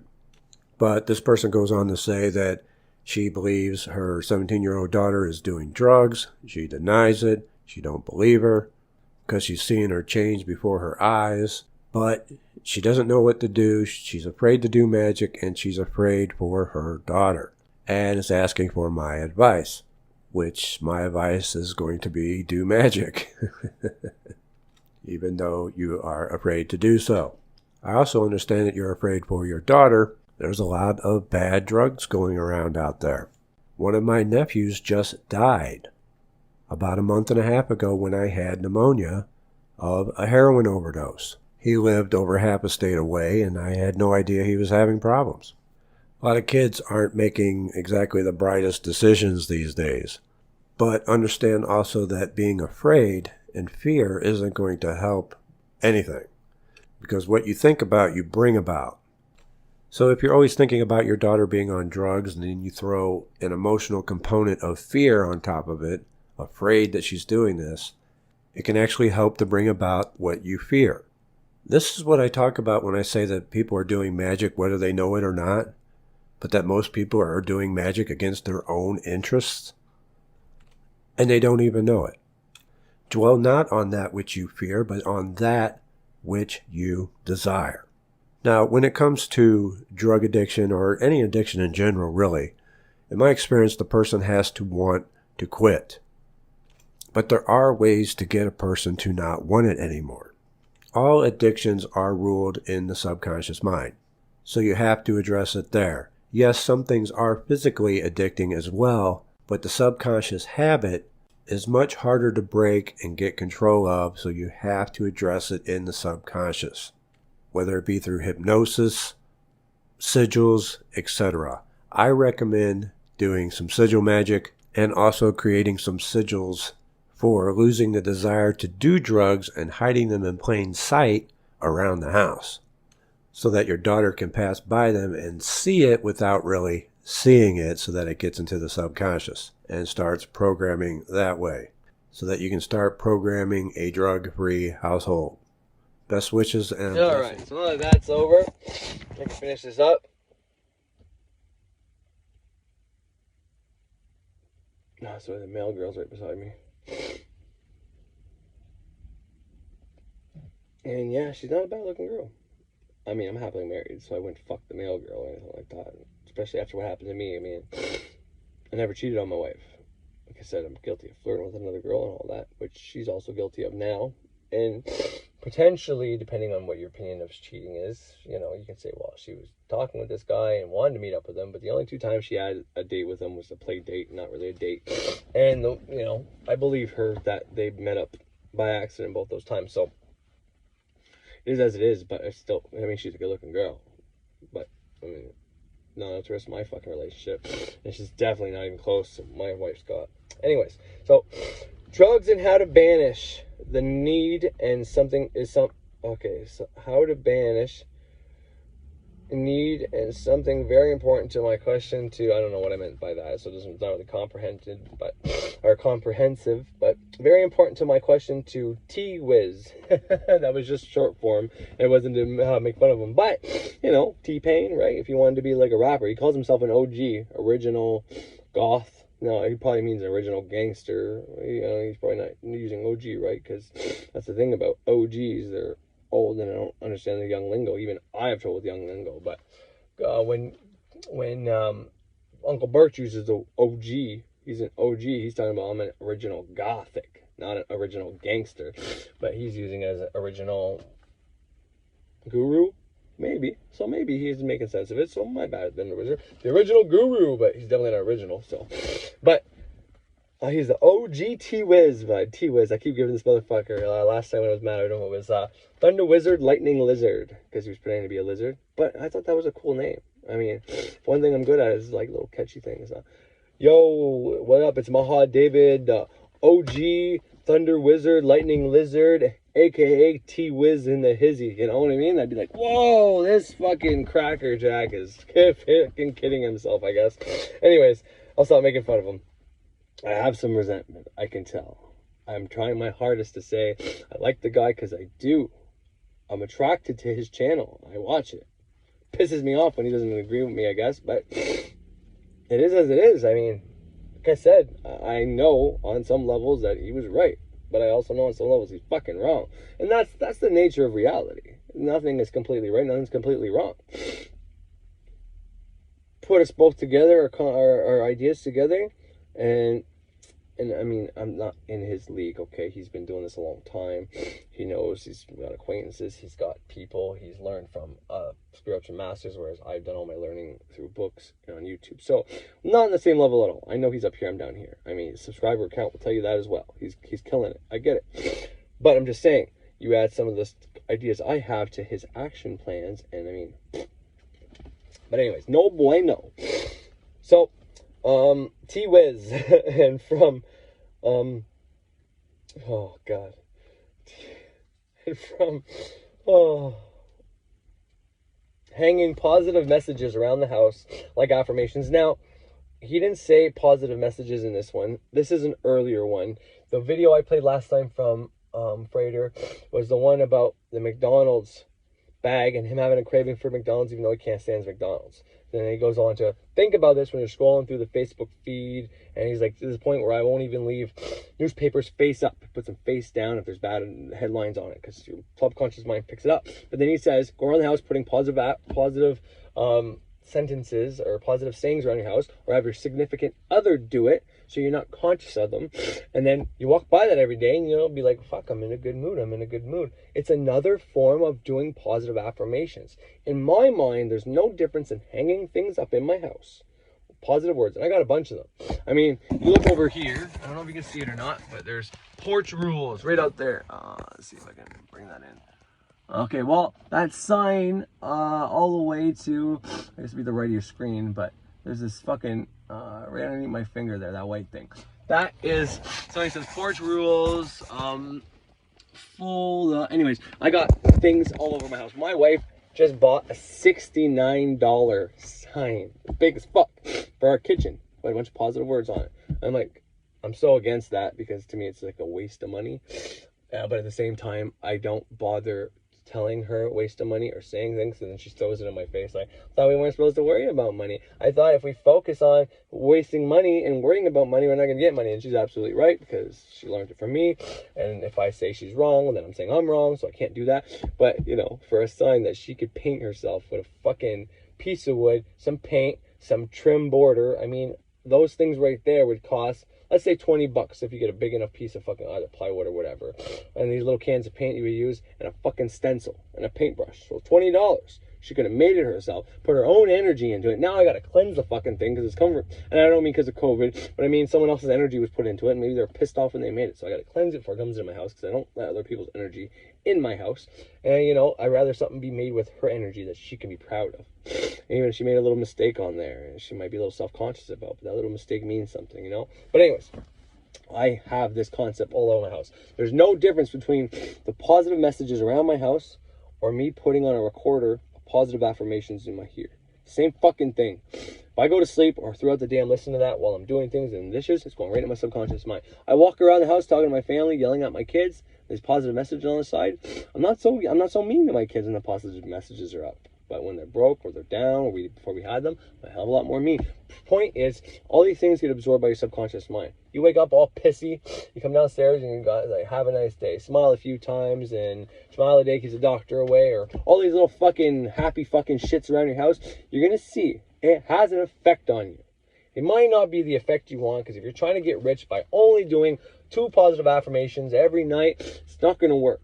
But you put your positive affirmations all around your house. You sigilize those and put around your house. You also use a sigil in the way you're supposed to, jerk off or hurt yourself or whatever. You do sleep sigil magic like Birch says. You put a recorder on, and then you write the story, and then after 30 days you have the thing in your pocket, and you burn all those things together, all the symbolic representations you have. Except for maybe the sayings, but every like sigil and shit, you burn all those after you got them in your fucking subconscious mind after 30 days. And you will see, you put enough astral energy on that plane that as soon as you stop thinking about it with your conscious mind, because if your conscious mind's thinking about it, well then technically you saw a representation of it here, and when your conscious mind's thinking about it, the subconscious can't bring it into your reality. Like I said, if you focus on breathing, the subconscious doesn't have to do it. And it can focus on healing your body, because it's got one less job to do. But the minute you are focused on something, if you want something to come in and you're thinking about it with your conscious mind, well, your subconscious mind doesn't have to think about it. It's not going to work on it. But if you stop thinking about it, it's like, oh, fuck, I got to work on this now. But you're using it to your benefit because you want it to work on that. Except for whenever it's healing, if you breathe and start doing breathing techniques consciously, well, why does it heal your body? Well, it's not your conscious mind or your breathing healing your body. It's the subconscious has one less job to do, so it's healing you for it. I mean, these things are, to me, so self-explanatory. But like I said, I did a lot of study onto this, and I probably am addicted to information, and I have to force myself to use the things I learned, so I'm not an armchair occultist. I really do. I really do. I really do get stuck in my intellect. And it's probably because my Mercury is in Pisces. So my Mercury, my intellect, my conscience, whatever you want to call Mercury, is in the sign that's in between the worlds. It's in Pisces, which my Jupiter is also. Well, my Jupiter is in the 12th house, and depending if it's Vedic or the traditional way, Jupiter is either in Vedic, it's in Pisces, and with Mercury, but Jupiter has the lowest and Mercury has the highest degree because it's closer to my ascendant. I believe that's how it works. I have to look at it again. And I think in tropical, it's in 11th house. It's in Aquarius, but in tropical, it's in Aquarius, but it's still in my 12th house. Versus Vedic, it's in the 12th house and it's in Pisces, my Jupiter and Mercury. My Mercury either way is in Pisces for me, so my intellect is lost somewhere in between the worlds. But I can get information between those worlds, and because my Gemini, I have my moon in my subconscious is in my Gemini, between the minds, and that's what I love to do, which is why I love to talk, and I can talk for days. Well, I get these messages from between the worlds and all that shit. And I got Pluto in my Scorpio, which is my descendant line, which is also a representation of your subconscious mind. So there you go. I got all these water signs. My conscious mind's in a water sign. My subconscious mind's in a water sign. My moon's in Gemini, which is an air sign. So I'm an airhead. I'm a little airy fairy, but I have my moon in there. So I have a water in my air. So you know what I mean? It's like subconscious mind in there. I got my conscious mind in water. I got my water, subconscious mind in an air sign. I'm like polarities all over the place, bud. Conscious mind, is positive, but it's in water sign. And then my negative moon, subconscious mind, is in an air sign, positive. And then over there, my descendant is another representation, because your conscious mind is your ascendant, right? Your ascendant, where your sun sign is, well, also part of your conscious mind, but your ascendant is what you identify with. Well, Taurus, if it's tropical, or Aries, if it's Vedic, for me. And it's very close to the Taurus line, though, either way. And it's in Scorpio in tropical, and I think it might be Libra if it's Vedic, because the 1 and 7, or the 2 and anyways, I think I got that wrong, but you get where I'm going with this. Anyways, just keep going, Corey. Stop getting off topic. Drugs are how to banish. Okay, no, I said that already. T-Wiz. And from hanging positive messages around the house like affirmations, exact words, to sigils, to reprogram your mind. And what you think about, you bring about. He said that. I love that he says that. And which, when he was all into COVID, that was my biggest complaint. Was he's my guru, one of my biggest ones I learned from. What you think about, you bring about. And he was thinking about COVID, worried about COVID. So my beef wasn't necessarily that these people were believing in COVID when I was on the fence. I was doing so much research for and against that I can't make up my mind about COVID either. Now, what I do know about COVID is it is a real virus. It is a real thing. But it's something we do not have to worry about. You do if you have a weak immune system. If you're in contact with people with weak immune systems, you definitely have to. But we're taking it overboard by everybody having to wear a mask, and everybody having to wash hands, and people losing their jobs, and having to take off work. It's overkill. It's overkill. Because I know from when I was a kid to now, we've always had these precautions. If someone was sick in the hospital with pneumonia or cancer or anything like that, you weren't allowed to go see them if you had a cold. And if it was a loved one and you had to say goodbye, you put a mask on or whatever the case was, or if they were trying to heal and they really want to see you, you had to cover up, put a mask on and gloves to keep your germs away from them. Well, now everybody is keeping their germs away from everybody, but they're making themselves sick in the process. And most healthy people can beat this virus if they come in contact with it. But we're not coming in contact with anything. So all the weak people are hiding and they have a weak immune system, but all the healthy people are also making themselves weaker. So eventually we're all going to be weak and all going to have to stay indoors because we're making ourselves weaker with these masks. That's the issue I have. We're not taking the steps appropriate to make us stronger for this thing. We're taking the steps that are going to make us fucking weaker for this thing. And I'm pretty sure us Canadians in cold weather have all already had COVID. But anyways, and the ones who haven't are now getting it. And eventually there's going to be no more new cases because we're all going to have had it. I mean, unless they're fucking that. Because, yeah, you can get the common cold every year. We do. And it's part of the common cold, this COVID-19. Fucking farmers. Go talk to some farmers. They've been fucking vaccinating for their animals for this shit. For the oldest ones I've talked to, two in the flesh now, was for like 20 years. And it's because they were fairly new farmers. They took their business off their dad, and their dad recently died. But they know at least 20 years that they've been vaccinating their fucking animals from the common fucking cold. Because if they're sick, they don't produce as much and blah, blah, blah, blah, blah. So they have a fucking vaccine for the animals, and we don't have one yet. I mean, it's all too fishy, some of this shit. It's all too fishy. So to just say it's real and we should all be taking precaution is foolhardy. It's stupid. But in the same sense, to say it's all fucking fake is also stupid. It's somewhere in the fucking middle. And they're not going to release what they want us to know. And I'm not trying to be doom and gloom or conspiratorial. It's just simple fact now. We don't know what happened in the World Trade Centers. We can't even prove they went to the fucking moon. I mean, anyways, I'm not going to get into all that shit. But let's keep going here. Fear and goes to say this is magic, people. Oh, yeah, so he basically talks about how, well, you just heard it, that this is what people are doing magic, whether they know it or not, are doing without knowing it. Addictions are ruled in the subconscious mind. Sigils around the house, sigils to remove the want to do the dope, which is super huge, which is what I was trying to, I never got into all that, but that's what I did. So when I wanted to stop, I did. I mean, I was already stopping, and I was already on a program that I was in through being on Suboxone and weaning off of Suboxone and all that shit. But at the same time, magic was the one thing that I could do and not think about doing drugs. And then I used magic to not do drugs, to get rid of the need to want to get high. Now, when things happen, like when all this shit happened to my wife, like I tried to explain the Thunder Wizard, I was having a hard time finding a reason to not go.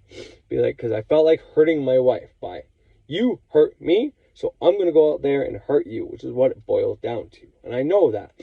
Just because you know that doesn't mean you're not going to act irrationally. Just because you know you shouldn't get high, or you think you're strong, or you know you're not strong, doesn't mean you're not going to get temptation. And like I said, I didn't finish 12 steps, but anyways, I'm going to let all that go. I think that speaks for itself to, you know, the extent of what Thunder Wizard kind of knows about. And he's teaching shamanism. He's not teaching magic per se, but he's telling people they can change their life and they'll be able to manifest what they want. And it's like, well, this is how I know how to manifest. And maybe the way he does is also going to teach you how to manifest. Maybe it's for the people out there who would sit down and only try to use their mind, and because they don't take any action, then they need someone like him to whip them into shape. Maybe they need someone like him to make them take action, because maybe they're the type of people that wouldn't do any action, and they probably wouldn't even do the ritual magic part. So, you know, agree to disagree once again. So now we're getting to this new one, the next one, the last one, the most longest one in this question, which was the guy who's in victim mode, blaming the Illuminati and all that. He started off by the sigil of the ball and all that. So laws of magic, he's the purchaser of the laws of magic, and he is mad at the orange ball that manifested, but he can't manifest money. And in my opinion, and this is going to be important, this is super, uber important. And I put this together today. So, but it doesn't mean it's not true, and it doesn't mean it's just this is, when Birch talks about taking back your mind, or protecting your mind, control your mind or someone else will, all that shit. So this is what I'm talking about here. But it's more real than that. It's more than just like, okay, start doing magic and you're going to take control of your mind and no one else can use your mind against you. And that's why you don't watch TV, so it doesn't get used against you. But here's the thing. I think when you start the neophyte grade and you start depolarizing yourself, you break that connection. And I mean, obviously, if you're going to start sitting in front of the TV every day for hours a day, you're going to reconnect that. So just because you break this connection doesn't mean it can't get reconnected.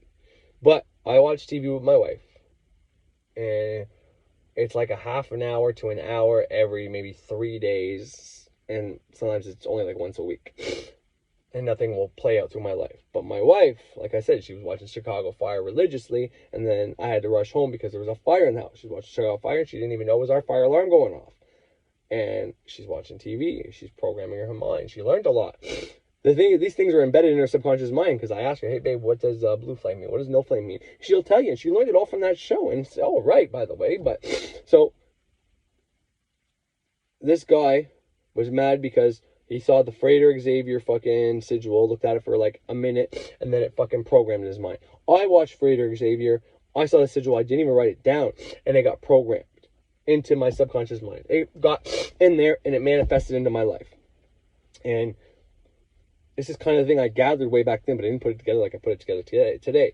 But what I put together is, back then, my connection to TV, just to computer screens, to my cell phone screen, to YouTube, was able to program my mind. It was very strong.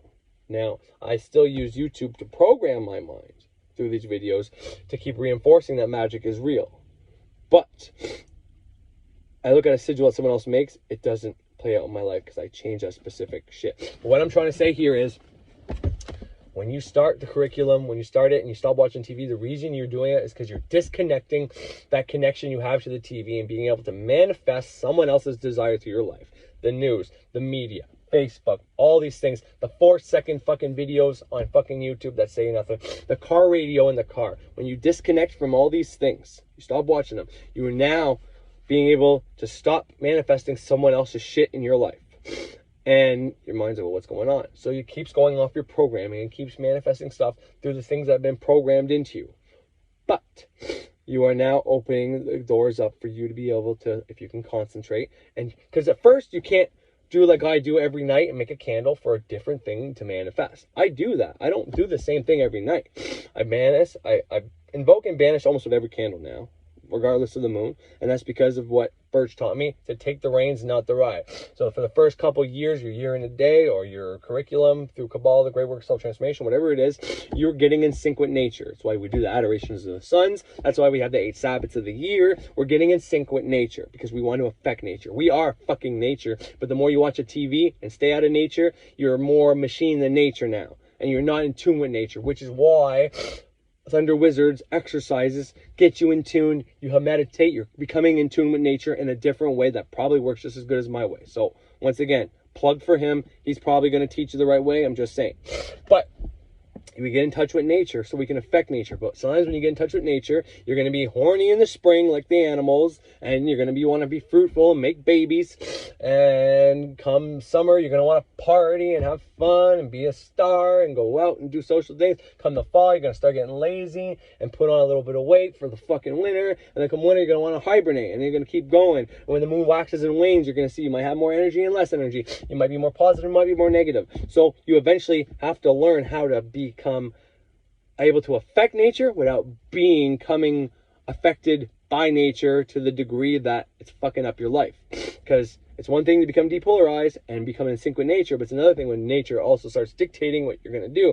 You don't want that either, and that's a whole other video I'm not going to get into. But so when you get away from that TV and all that, you break this connection that you have and you're manifesting people's lives. And I think that was part of this COVID shit.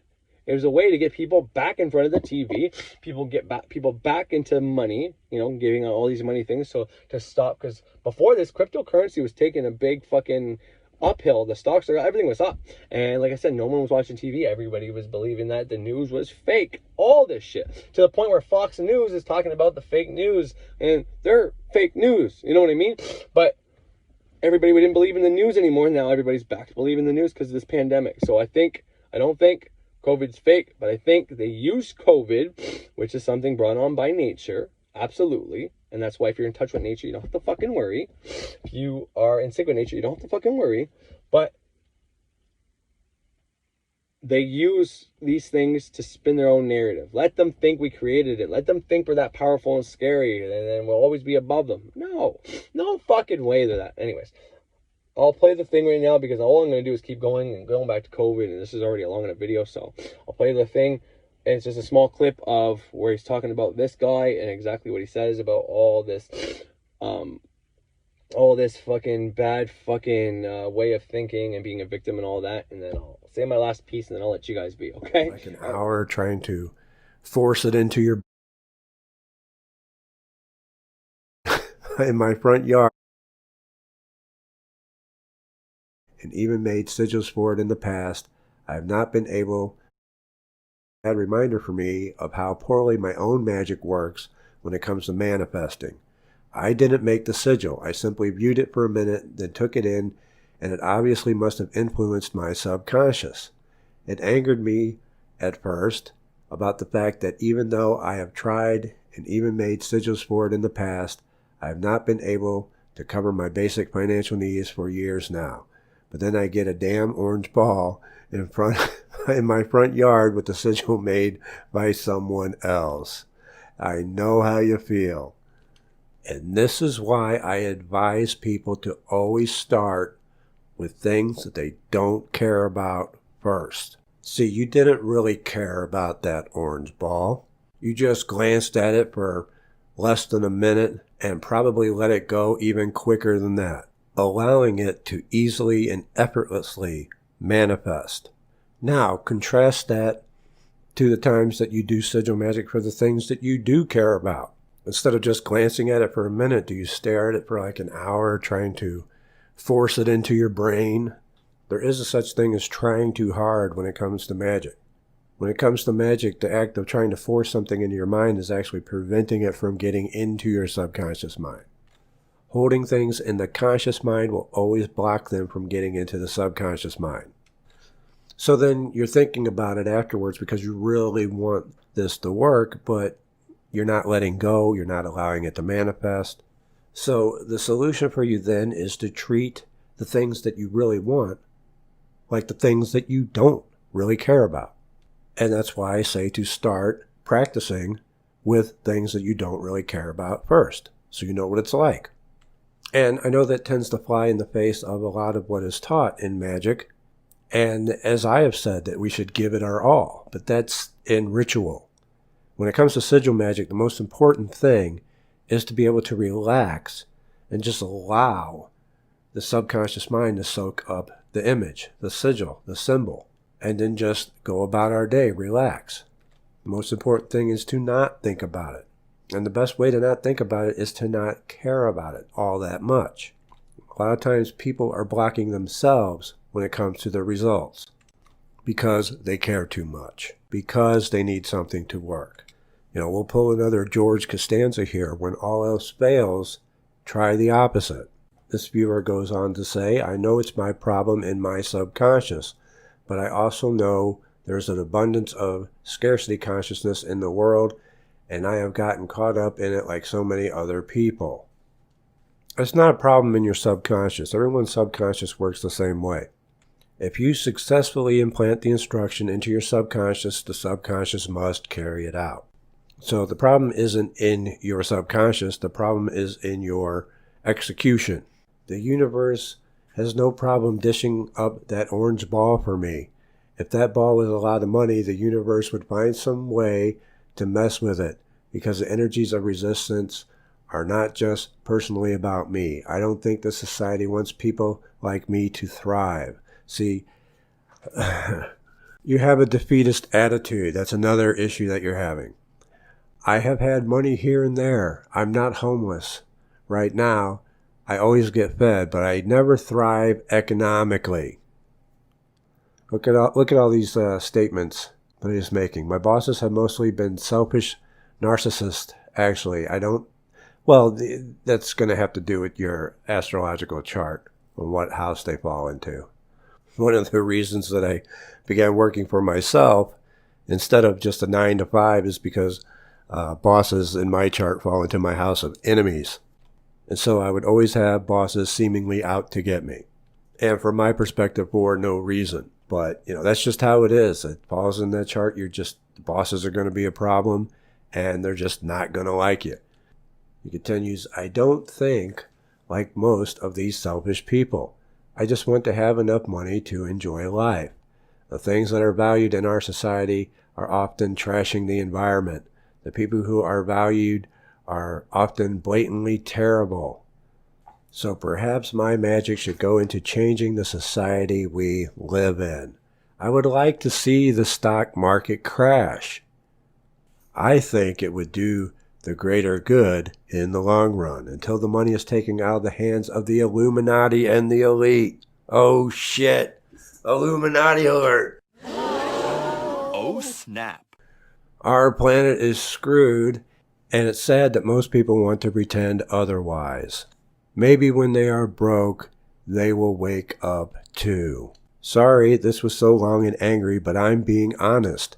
I'm going to take that orange ball to the wealthy part of town and leave it in a fancy yard. Yes, you were being honest about it being long and angry, but that's about it. Your first half about the ball showing up in your yard was great, and we covered exactly why you're having the issues that you're having. But then your second half went into the biggest self-pity bullshit I've ever heard in my life.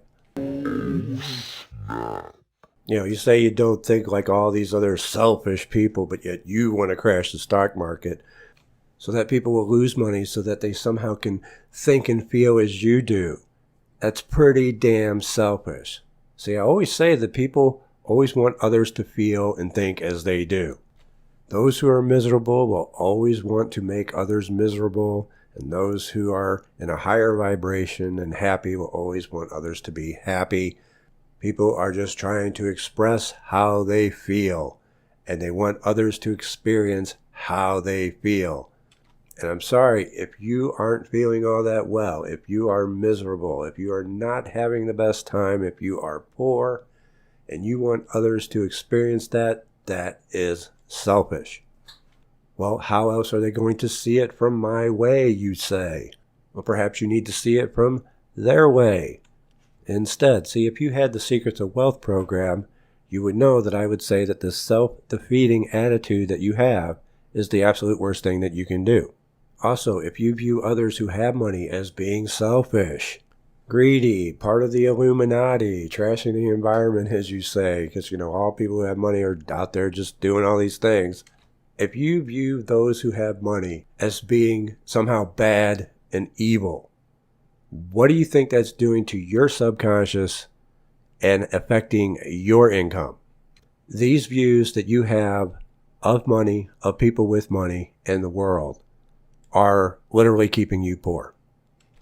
Change your mind, change your life. And I should know because I used to think like that. See, people with money don't think like that. The wealthy certainly don't think like that.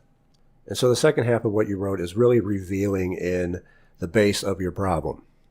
Again, I go over all of this in the Secrets of Wealth program, but if you somehow convince yourself that you can't afford that either, then you should take away one thing from this, and that is you need to change your outlook about money, about people with money, so that you're not setting your subconscious up to have an aversion and opposition to money. Judge not, lest ye be judged.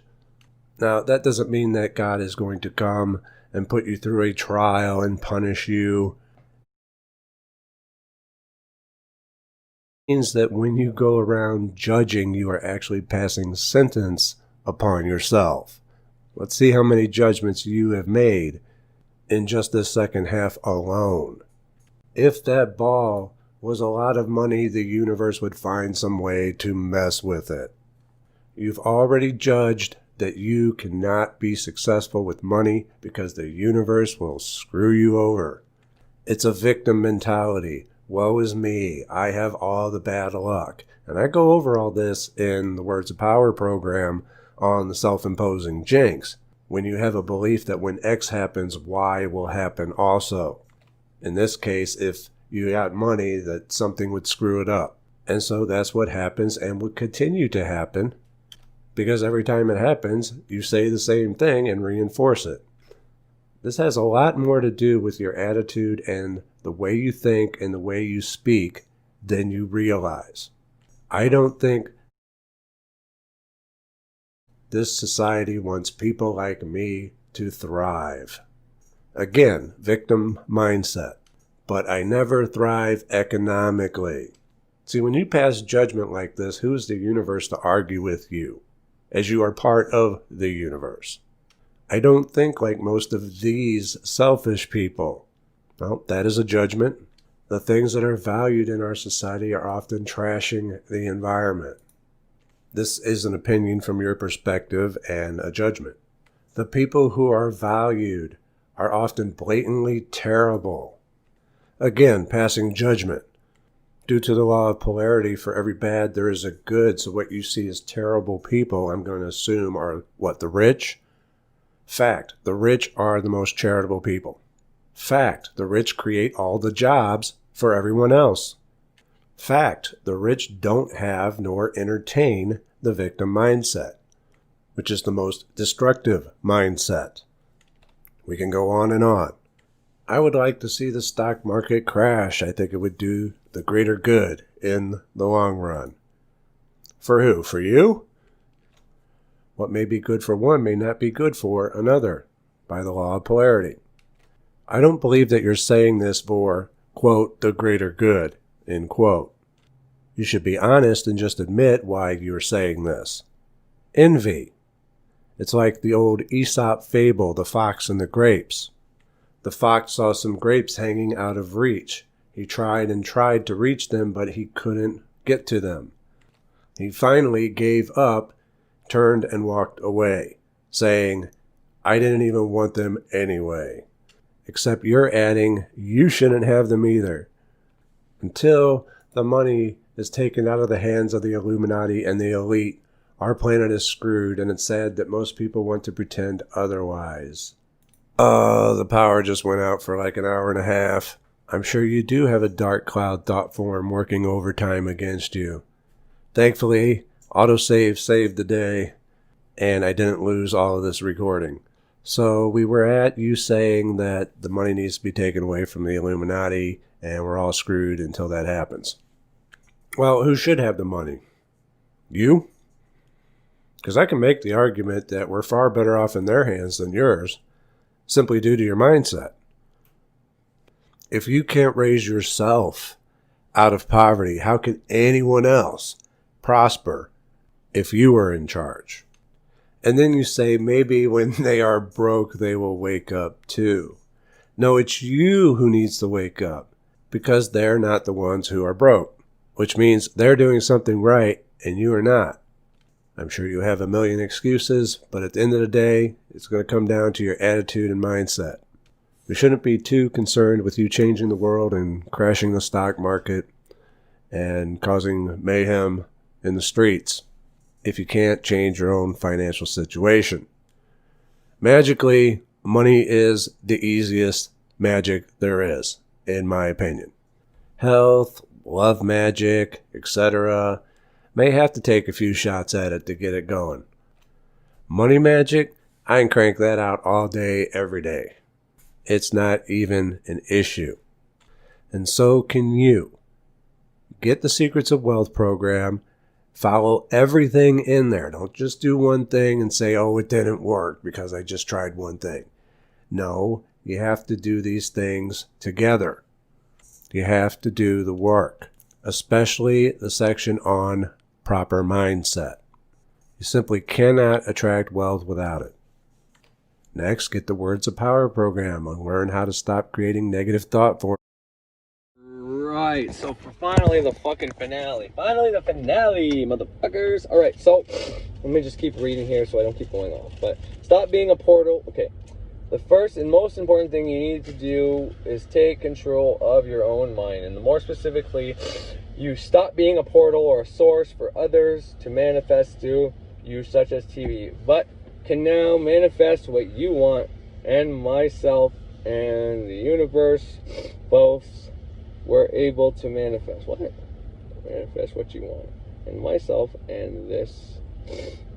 Oh, myself and this viewer both were able to manifest Frater's sigil, Frater's desire, let's say,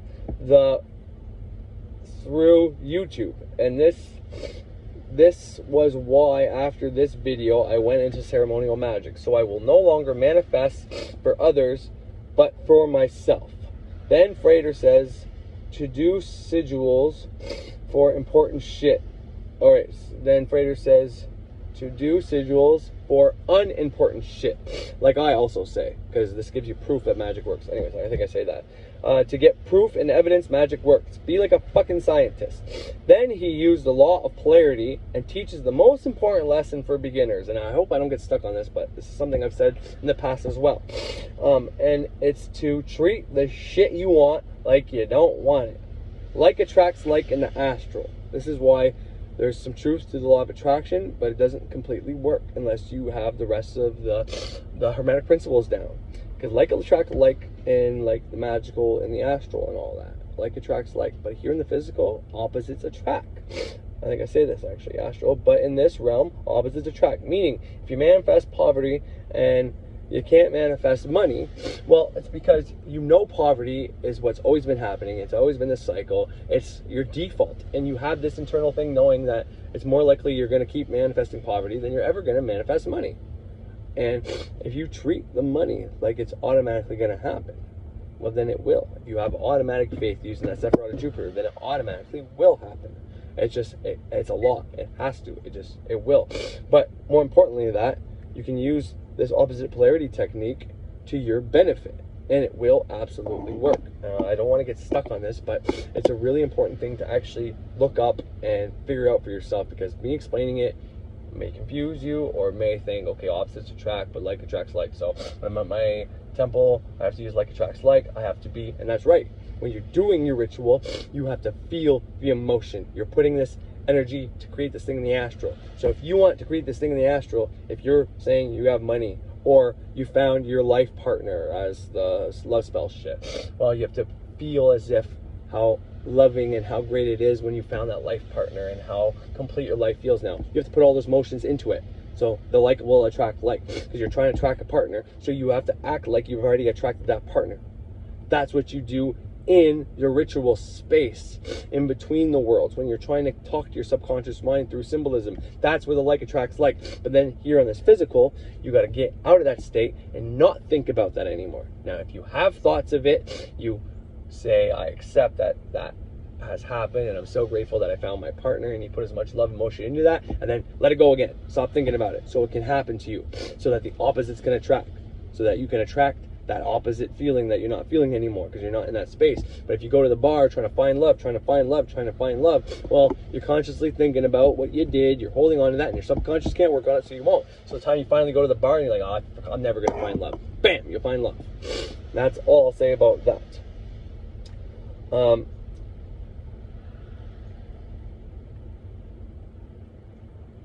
Treat this shit you want like you don't want it. If like attracts like in the astral, but it's real. Opposites attract, meaning if you manifest poverty, okay, I already said all that. It was similar to this guy. I was similar to this guy, and I'm referring to Illuminati, thinking they were so bad and all this. It's one reason I started saying I am the Illuminati. I started wearing that fucking thing, and I do have pictures of me doing this shit. I ain't scared of that shit, bud. Illuminati are enlightened people that know what the fuck's up, and you can say that's not true. The greedy fuckers ruling the world. Well, I'll get into that in a second. And okay, so I started saying I'm Illuminati, and if the Illuminati are rich and powerful, right? Because they are. You can say they're evil and greedy and all that, but they're definitely rich and powerful. And you can say, yeah, they're rich and powerful and whatever else. Okay, well, and I want the ability to make my reality, right? I want to be able to control my reality. Well, that takes power. That takes smart intelligence. That takes adding the elements, having, you know, being able to control your own energy, controlling and using your power to control your energy. So I want to be, that's my power. And I want to manifest money and become rich, right? So rich and power. Then, instead of hating on the Illuminati, the people I want to be like, kind of like I said in the beginning with the Thunder Wizard, you know, hating on, when you project on somebody, that guy hitting on the chicks, and you start calling them fucking names or whatever the case is, well, instead of doing that, I'm going to take on that. Instead of hating on all these guys that pick up girls and just calling them players and they're just using them, well, say you're a player. Say I am a fucking alpha male. I can do whatever I want. I can hit on girls. I'm awesome at it. Well, I'm saying I'm the fucking Illuminati. So not only is everything that in the past I watched that said the Illuminati were powerful and rich, they're the rich, the elite, the number one, the percenters. Well, I start saying I am that. I start getting that. I am. I start getting that, my subconscious mind to identify with that. Well, what happens? Well, all that energy I put into there, my own energy I put into that shit, well, I can become that. Not only that, everybody else who thinks the Illuminati are rich and powerful, well, they're thinking I'm rich and powerful now. And it totally played out in my life. I'm not powerful in the sense that I fucking can, you know, do a bunch of crazy shit and control whatever. But I mean, I've stopped the rain before. I've caused the rain before. I've caused lightning storms before. This morning I did a ritual before I started recording this, and the light was flickering off and on. It wasn't me doing that, but it was me getting through. I was focusing on the fire, seeing my tent happen in my big fire. And anyways, I think I'm just going to leave it at that because it's pretty long already. But I think I've made my points, and I think you guys get what I'm trying to get at here. And there's a whole lot in here to unpack. So I'm not telling you to watch it often just because I want you to watch my shit often. I'm telling you to watch it often so that all these points get into you. And you don't have to watch my video of it often. Watch Frater's video of it often and come up with your own discussion points like I did, and maybe make your own video about it, you know? Like I said earlier, we need more people out here busting the fake spirituality gurus. Thunder Wizard's doing it in his way. That is busting the guys who are telling you, they're not promoting explicitly that you shouldn't take action, but the way they promote their stuff is making people think they can sit at home and become rich. And that is wrong. You do have to take action, but your action can be could be your ritual. And Frederick Xavier has a video about that. That's a whole reason he releases the orange ball sigil, is because you'll have the book saying you have to have complete faith, but then not everything is possible, and then everything is possible, they contradict yourself. And people will say anything's possible, but you have to do some action. You can't manifest anything if you're not going to leave the house. And he says that's bullshit. And he's like, I have done it, and here's the sigil I did it with. So he creates a sigil, uses only his mind. This sigil is to make an orange ball appear in his yard, and using only his mind, he never left the house, and the ball appeared in his yard. So anybody saying you need to take action, well, I'm here to tell you that doing the ritual, making the sigil, is the action you have to take. But you can use mostly your mind power, your creativity, and visualization through ritual and making a sigil and all that, and not even leave your house to make things happen. Like I said, when I made the law of attraction stuff happen, I didn't know how to meditate yet, and I still was able to use my mind. Because here's the thing, a bunch of people out there are manifesting the things they see through the TV and the things that got put in them as kids when they were little kids. No one knew how to meditate yet then, and they're still so you don't have to be able to meditate to make this shit work, but it fucking helps. It helps you in ways you can't even understand yet because you're not doing it. But you can start this process, and eventually you'll figure it all out. You don't have to go by program after program and still not understand things. You can simply start by reading the book I said, doing the neophyte, doing little simple exercises, and this shit will just start pouring into you. Anyways, I hope you enjoyed this shit. I hope if you're a Thunder Wizard fan, you don't take the T-Wiz and all the other shit I said too seriously, but it's all in fun, man. I don't think the guy, I think he's all right. And yeah, I hope you have a great fucking day. Thank you if you subscribed or you listen to me on something else or whatever. Obviously, this is going to be on the podcast. If you're seeing this on YouTube, well, the only thing I'll be added to this is potentially Earl Nightingale's video, and potentially the newest Eternally Aware's video, because he talks about the law and COVID-19 laws that are going to be coming out for us, and I think it's important for everybody to know that. So I've been adding his info to my shit every single time he has a new video, and it's not to steal views from him. That's why it only goes on the podcast and not my other videos, although it's made it on my YouTube videos too. But anyways, enjoy your fucking day, and thank you for enjoying the video, and whatever else, give me your attention. Awesome. Illuminati out, bitch.